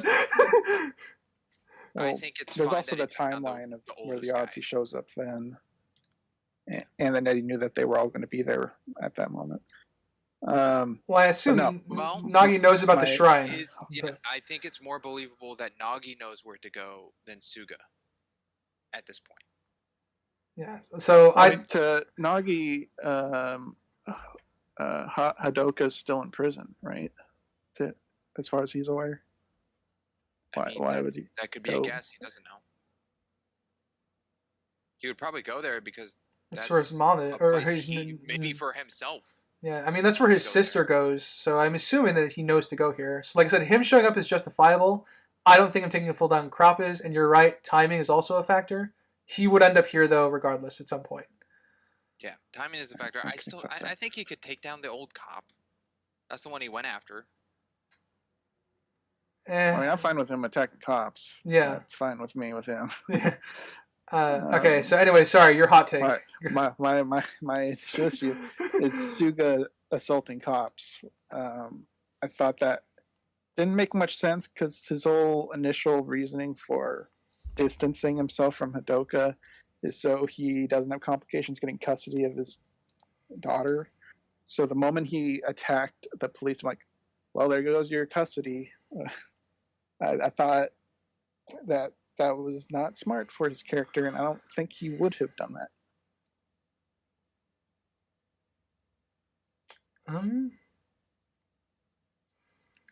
I guess. Well, my interpretation with him in this is he just is protecting one of his kids because he essentially he likes Hadoka a lot. He essentially adopted him, took him under his wing.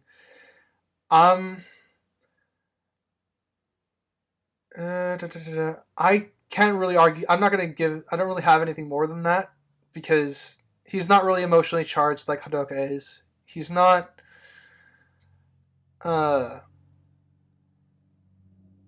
The only thing I would argue for him in favor of this is the fact that he cares about Hadoka, and that line was crossed with him getting hurt more brutally than what he was doing, just to kind of snap him out of it.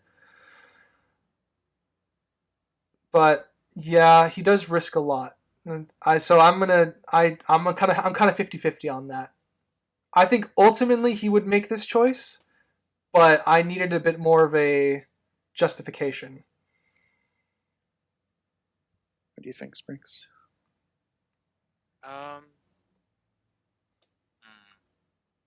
He seems the main thing in my head for Suga and what he is doing is to protect Hodaka in the best way possible of like what to do. And I think even after the gun going off shows determination, all the guns on him shows Suga still trying to coax everyone down, even though the first person Hodaka aims at when the cops arrive is Suga. And then when they're arresting him, the brutal way they do it should spark an aggression or a police brutality of sorts to a child. I think that would warrant Suga's response. I think that's fine. So, not as much of a hot take, I guess, on that one, Crimson. And then him being like, Hadoka, go ahead, do your thing, which he wasn't okay with earlier when circumstances were a lot less dire, where it would have been easier. Kind of like what Springs was saying, what's the harm in letting him do it in the first place? You know? Yeah. Like I said, I do prefer that version. We just don't have that version, so. In their justification, I guess, in the story, what we have would be that he now fully understands how Hadoka feels. Like, now he understands more the loss comparison, because everything preceding that kind of pushed him to that point. Which is why he does it. I don't think the story justifies it 100%. But I think there is enough there to have the interpretation that they intend.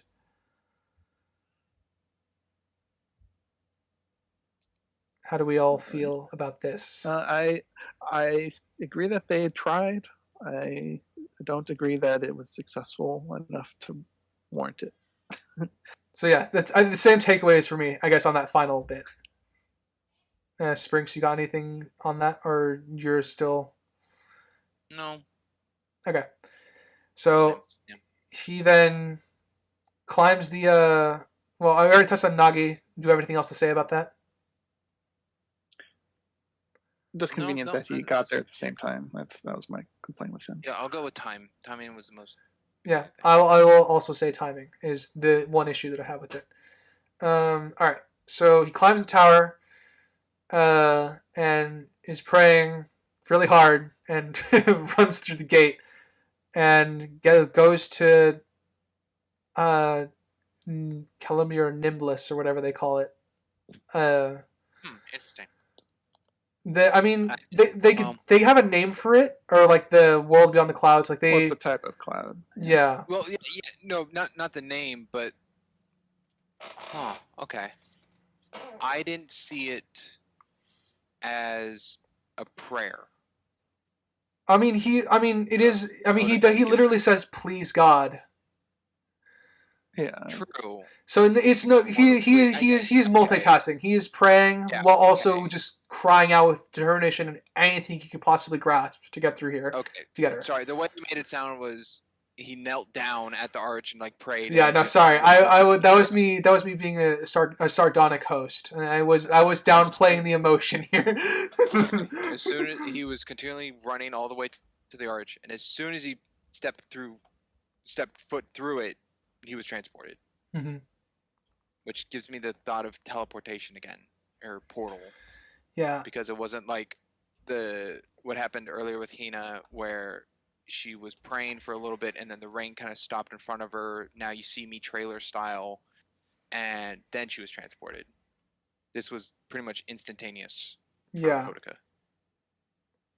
Yeah, I can agree with that. Now, whether or not this is all like in his mind and his body just slumped over, or this is his whole body's gone, some of his clothes were left back, who knows? Well, we kind of have to assume he's there physically because she is. The ring fell off of her from there. Yeah. So we're left to assume he was teleported physically, yes. Which does that mean he's Rain now? Because that's what she was up there. She was water. Maybe temporarily. I don't know. He does fall through everything. The visuals are really neat. I'll say that. I don't know if he turned into water or if he was just transported up there. Like, it works as a portal. I assume so, because then he would just die on his way back down. So yeah, I assumed he was water. I might not be remembering, but when she first went through the portal, did they show her falling at that point? Kind of. She just kind of teleported back to the arch, right? Yeah, at the end of it, kind of were how they end up. So I assume like there's a level of like once you reach the end of whatever thing, you turn back into human, I guess. Okay, because I couldn't tell if she was only there because she used her magic enough and turned into the water, which is what happened in her situation, to why he didn't have to do that. But, yeah. I might answer that then. Mm-hmm. And then he falls through everything. They find each other and they fall together. Stop me if you have anything to say for comment. Sorry. I agree with your visual comment. It all looks good. One thing I thought of when they were falling, and he's like, "Don't let go of my hands," and then she did, or they slipped, and then they were falling again. When they reconnected a second time, I think he should have used the other handcuff and handcuffed their hands together. Maybe. I don't think it would have crossed his mind, but after losing the grip, I think it would have been a more secure way to keep them close. Maybe. I can tell what that one is. Sure, I can see that him doing that. We didn't get it, so it's a little odd then, I suppose. Yeah. I think, again, it's just something that crossed my mind, being the detail that he has the handcuff the whole time. So visuals are neat. I do like the movie line. I love the rain. I'll stick with you. Which was for me was a callback to the beginning where he stood under the torrential rain, because he did always love the rain, but it's more personified here, I suppose, that he's willing to put up with it with her. He's willing to sink an entire country for her. As we find out. Yeah, purely subjective. I always have a fondness for that my pairings watching the world burn together, or in this case, drown. But yeah, it says something, I guess. Also, so when Hina jumped to grab his hand and they're both falling back to Tokyo, could Hina have jumped off the cloud at any time to return back? That's what I took away. See, I don't think so. The reason for that is because the rain to me, and this is purely me writing for them, but this is what I got from the visuals. The rain was acting like in a way succubus might act, like they were draining her, so she was kind of stuck there, like falling asleep. Okay. And the reason that the quote unquote rain went away was because he was there. That was what I got from the visuals, but I understand completely that I was given nothing in the script. Yeah, I wrote down so she could have jumped the whole time in my notes. So Yeah. that's how I read it. Got any interpretation on there to add from the literal and the figurative springs? Nope. Those two kind of cover it back to back of options. All right, so I, for better or for worse, prefer that there be consequences to his actions, which there is. He ends up getting sent home, is under probation. And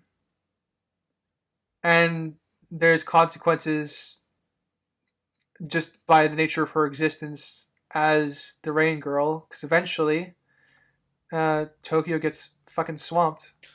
Oh. Yeah, sorry, I didn't mean to. Yeah, you're right. There's one thing in my notes that I do kind of want to point out a little. When they're falling, they're in almost matching outfits. Meant one another. Why don't we let Crimson take away the symbolism on this one? Oh, okay, Crimson, go ahead. Nothing. Okay, cool. Riveting. They're both in jeans and a white t-shirt or white top. I guess she's in her standard sleeveless. I know hoodie white. and- It's the traditional white. Typically represents rebirth kind of thing. So it fits symbolically for me what they're going for here. Yeah, but they also, it's not just white. It's also matching. Yeah. So, especially from the really far shots to show that it's just kind of specks of color rather than detailing. But I agree, Ryder. I like that there's repercussions, but I wish we saw some guilt out of them, or at least Hina, since Hidaka's kind of self-centered in his feelings throughout this. But her, I feel like she should have felt guilt, since she's kind of like happy and glad she helps people with their abilities, but now she's destroying everything. Yeah, I mean, it's also thankfully it's gradual, so it's not like me saying that people drowned is probably not true because if it was just normal rainfall for 3 years straight, I think eventually people would just move. But there's always that lone idiot, so what the fuck do I know? I do think that, yeah, I do agree. I would prefer. It would definitely take away from like the Hadonka focused ending, but I would have preferred some closure with her as well, like bittersweet, because this is what this is. It is a bittersweet ending, so I would have preferred a little bit from her feeling guilty about the whole thing being washed away. Yeah, because we just get, hey, I'm here, smile, hug, over. But yeah, it would have been nice to see some reaction to their consequences. I concur. Because we get some of Hadoka. Hadoka. Yeah, Hadoka's. Hodaka. We get some of his. But it's very like vague. We're left to just interpret, which because this is essentially a standalone movie, even though it's in a shared universe, I would have preferred a little more just so I can feel at closure with this character. Though I understand that he is a little more self-centered. So he's more okay with the outcome. But yeah, I would have preferred something with Hina because Hina is the one shown to be the most compassionate towards others.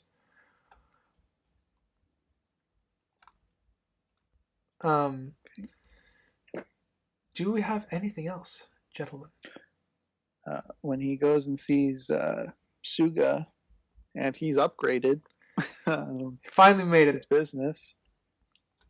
Don't know how he managed to do it, but good on him. Yeah, I'm proud of him. He probably lost his old business due to the flooding. Yeah, actually, here's one. What do we all think of the grandma's justification? Uh, The mother-in-law or like the 200 years ago that it Yeah, was all the underwater. 200 years ago that it was all underwater. It's I Um, don't want to sorry, I didn't mean to call it a justification. It's more like an interpretation to take away that nature is taking back what its own way. That's an interpretation, I guess. No, yeah, I thought it was nice. Yeah. It was a good outlook on how things were happening. I would agree. She has a very positive outlook. I put in the same boat of just it's bittersweet. But you got any? Sorry, we kind of talked over you, Crimson. Do you have anything to say on it? No. It's fine that she said it. Very riveting commentary. I kind of just saw it as the writer's way of having Hidoka not feel bad because it would have happened anyways, type deal. But all right. Yeah. I like that she said it at least. Yeah. If it came out of his mouth, I would have probably been more annoyed by it. Yeah, I agree. I like Mr. Suga's final scene here. We get to see the cat has grown up. Rain has all the traits of dad. I wonder what he got charged with, because there's no way you can just fight cops and get away with it, right? I mean, Assaulting an officer. They would have to think something's odd, right? When the girl just appears again.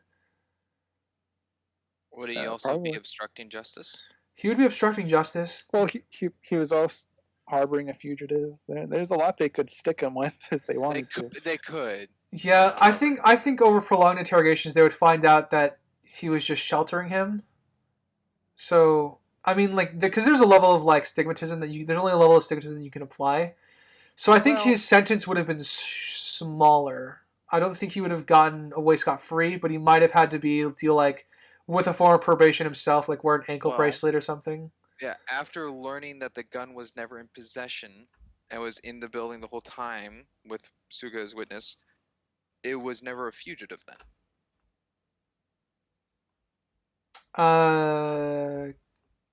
Okay. Yeah, no. It was a missing persons case, but as we said earlier, that they were more on the fact that there was a gun in a minor's hand, which shown to the police and, Suga as witnessed and everything, that it was never in possession of him throughout that time. So I don't think he would have gone harboring a fugitive. We could also... I mean, a fugitive is just someone wanted by the police in bare bones terms, right? Maybe I'll look it up. Give me a second. Talk amongst yourselves. Okay, it's really on how strict the police would be on Suga, and Detective Pompadour may have it because he got punched, but... Okay, a fugitive is defined as a person who has escaped from a place or is in hiding, especially to avoid arrest or persecution. He definitely did that. Well, he's hiding from being He prosecuted hid in the hotel. his parents. Yeah, he escaped. Hodaka definitely is. Hodaka is definitely a fugitive. Definitely a fugitive. Then it really depends on the timing, because Suga fired him at a point and did not house him afterwards. So it was the whole time when he was at K&A with Suga. The writers definitely get out from not having to fill this gap, because I think they probably would have made more mistakes along the way if they had tried to. Yeah, you're really bringing back my criminal law semester of class I did. I looked up assaulting an officer in Japan, what the punishments are. I'll just read this word for word. A person who commits an act of assault or intimidation against a public officer is, in the performance of a public duty shall be punished by imprisonment with or without work for not more than 3 years, or a fine, or not more than 500,000 yen. So up to 3 years or up to 500,000 yen. Okay, so if let's just of a minor. No, this is in the course of Suga. That we're talking was about, just for assaulting an officer. this is for Suga. because it makes sense the minor is on probation. Like that his Hadoka's outcome is fine. We're discussing Mr. Suga, right? Yeah, Suga. Yeah. So I guess He okay. definitely would have gotten punished. So let's assume let's assume he got punished. Lawyer. He had a really good lawyer. His situation was thoroughly explained. That got him down to about a year. So maybe he did spend somewhere between 6 months to a year in prison, I would guess, as a baseline punishment. At worst, that's what I think he would have gotten. At best, thorough explanation, they just let him go. But I mean, you agree with Crimson, they probably wouldn't, considering he assaulted an officer. Yeah. Over the custody of his daughter? No. Over protecting Hodoka. Oh, okay. Yeah, how that affects his custody, I don't know. I don't know the custody laws Yeah. in Japan. All we know is that like he still has fun with his daughter, and his daughter is being watched over by Natsumi or his grandmother still, but he can still see her, and that I guess would be the most important thing for him.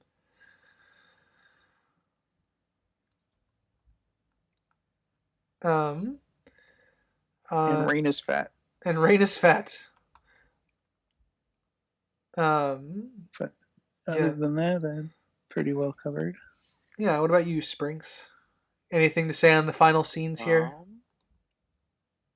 No, it's sweet that they met up at some point and knew where they were meeting. Mm-hmm. Yeah. One little detail I like that their final animation when they're standing next to each other. I like that they're both grown up a little bit. Because 3 years have passed, so it would have. One other funny note is that the girl being really nervous to talk to him at his home island. And he was asking us, like, were you really a fugitive in Japan?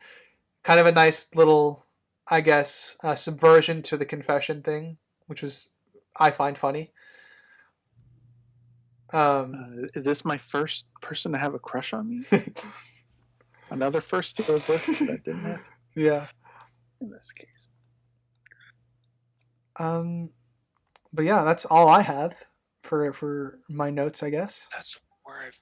Okay, well, during the cast, I was looking at the names for the dub, and there was names I recognized. Oh yeah, there's names I recognize too. Yeah. I guess those of you who listened to our Bell episode, the voice for the dub of Hodoka is also Canoe played, Man. Right? Yeah, Canoe Man. Shinjiro Bell. Oh, is he? Is that Canoe Guy? I believe that is Canoe Guy. Yeah. They have the same voice. I assume it's him. I don't know. Okay, I didn't know if it was Canoe Guy or it was the love interest, not love interest guy. Fair enough. And then the actress for Hina, Ashley Ocher, I think that's pronounced. She plays the voice of Olette in Kingdom Hearts 3. Oh, sweet. Got a one for you in there too. Off the top of my head, I know the female child services officer. I know her from Genshin. She plays Ganyu. Who else do I know off the top of my head? I'm pretty sure Suga is the same voice as maybe Belle's dad. I think it could be Belle's dad. Bigger role. I don't know. That one I'm less certain of. Belle. Yes. Is that what you're saying? Okay. But yes, and that's all I got.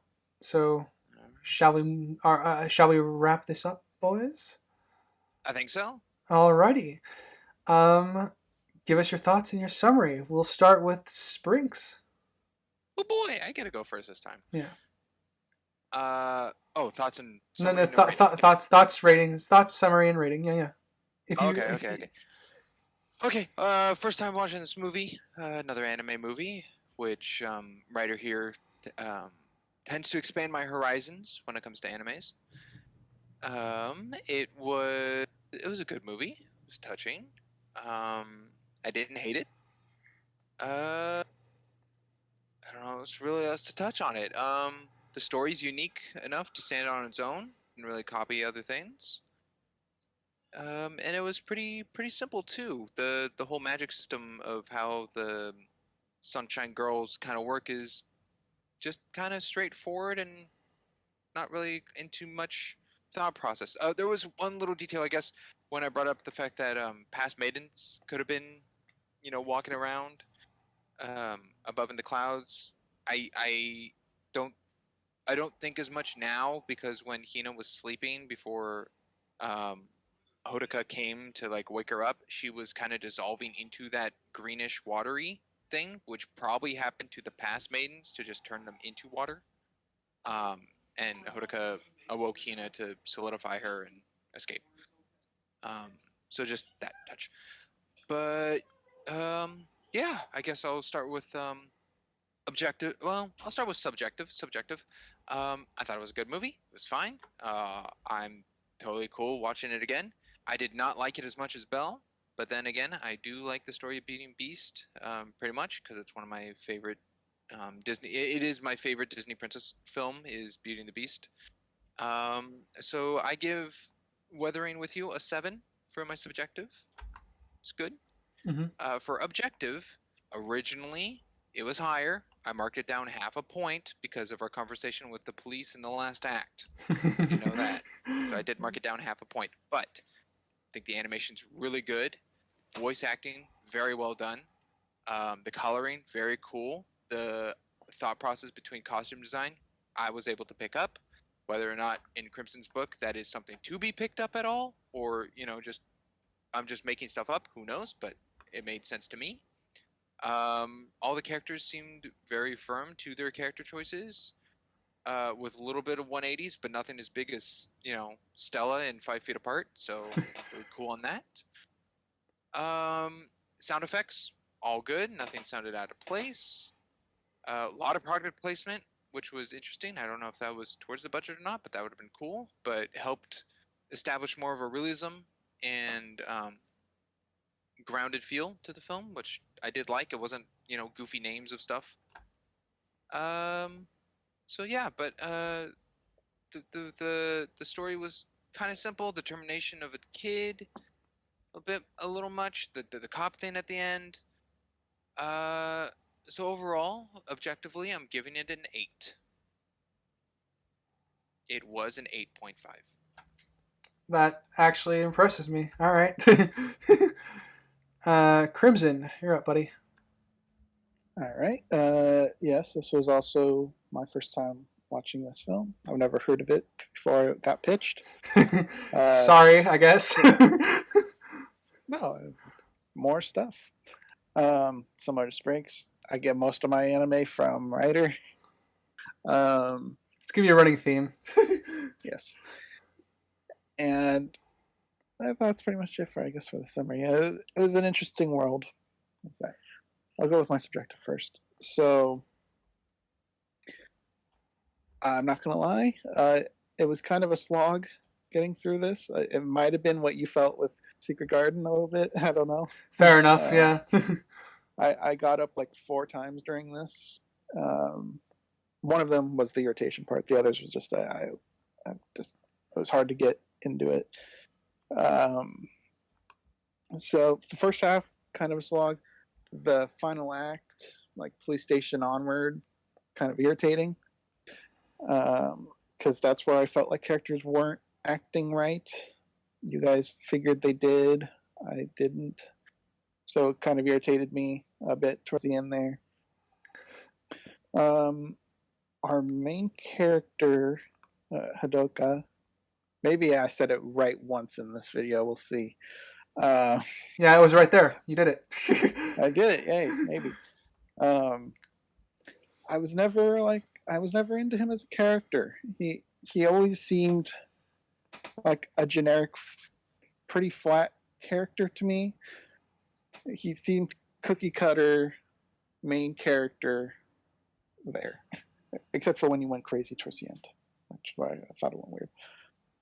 Because we get the very basic, like, we either get family issues or family deaths. In this case, family issue that we don't know. And family deaths in the case of Hina. Yeah, and his relationship with her was nothing like too crazy. It was pretty safe and generic in regards to that. I think the flashbacks didn't get me like they typically do. So overall, I probably will not watch this again.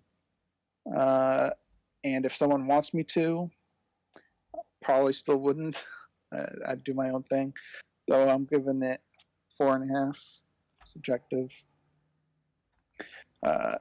Objective. It was going to be pretty high up until that final act. I was like, well, there's nothing really contradicting itself. The magic's loose. There's some problems, but not terribly wrong. And then the final act where I'm going to have to go with what I think is objectively flawed in character motivations, like the whole custody fighting police stuff Mm-hmm. and the gun thing being out of character. I still feel like it's off, but if we talk further in a recap, who knows, I could amend this statement. I felt like there were some character moments hit negatively towards the end of this. The visuals, probably my favorite part of this movie. It was very beautiful throughout. In terms of pacing, for what's there, it's fine. But like the slog was just, I wasn't engaged in a lot of the stuff. It was just kind of like melancholy, I guess. Mm-hmm. There. So it's pretty hard, but I'm gonna, I think 6. I'm giving it a objective 6. And that's it. All right. I'll start with my subjective first. I am a big fan of this kind of work, usually. So I kind of like the use of magic, and it's very simplistic, and I've kind of gone over that a little bit. I like that it's a very grounded world. The world feels like it's just like feels like it's our world, except for the one twist. It's kind of what I like about it. I I kind of like these movies, so I can't really deny my subjective love for it. It's gonna be an 8.5 for me on subjective. Objective is where things get interesting. I as I said, we're gonna rate this kind of to where we refall on whether characters are violated or not and things like that. So we're kind of agreeing with Crimson for the most part. Everything was pretty much very strong until the final act. That's where some things started coming apart. The police station being one thing where we had our differences over. Character problems near the very end, obviously, as well. Though I didn't find them to be particularly out of character, I did find a few things odd. They rubbed me the wrong way, but they weren't 100% like 180 out in the other direction character assassination, even though they were a little off. Obviously the visuals were very stunning. The world building is TBD because I know that this is a franchise film if it's very loosely connected. With the direct cameo from Your Name, and with another movie coming out in April that I have no idea if it's going to introduce it to a larger aspect of how the magic works. So world building TBD, both what we have within the film, it's mostly consistent. I think the magic being simplistic really helps that fact. And otherwise, it's a very authentic version of our world, except for the police being dumb. Obviously, the high point for me here are the characters. I think the cast plays off each other really well, and I didn't really feel any of the dialogue was unnatural between their interactions. And the plot is a simple love story to a degree, with only just a few added things being like the magic and the consequences of said magic. It's a very simple story, so I don't really think I have much to complain about in terms of plot, though its pacing is a little off. So with that, I was bouncing between. I started at an 8 when I came in today, but I'm settling at about a 7, 7.5 is kind of where I'm oscillating still. So I I imagine with my finishing my second walkthrough, I'll feel more confident in this rating. But for now, it will be 7.5. I gave the highest objective. That's normal. Interesting. That's normal. Yeah. Nothing to I didn't bring up, but nothing to lower my rating was also the unexplanation of the entity. That Oh occurred. yeah, Oh, yeah. yeah. That's one thing that's another like hit kind of to the world building where it is mostly consistent, but that is another odd thing. Like 'cause if they explain like this would have been simple. Like if I mean it's alluded to, but I kind of got the idea that all the water droplets and stuff like that were like supposed to be spirits, but I didn't really get anything to kind of confirm that even in the legends. Like if the legends hinted at it, I might have been able to buy something a little bit more there, but there wasn't really much to go on. So little tadpole fishes, I guess, is what they're going to be. Yep. And with that, shall I read us out? Unless you have anything final to say, gentlemen. Kids are idiots. That's a quote Oh, from you the already movie. said that. Yes, that is a quote from the movie. We kind of walked right past that, but yeah, one of the construction workers yells at Haruka as he's running along the highway at the end, risking his life. Yeah, I just want to say, if you want us to cover your name or the third film coming out, let us know, and we can schedule those in.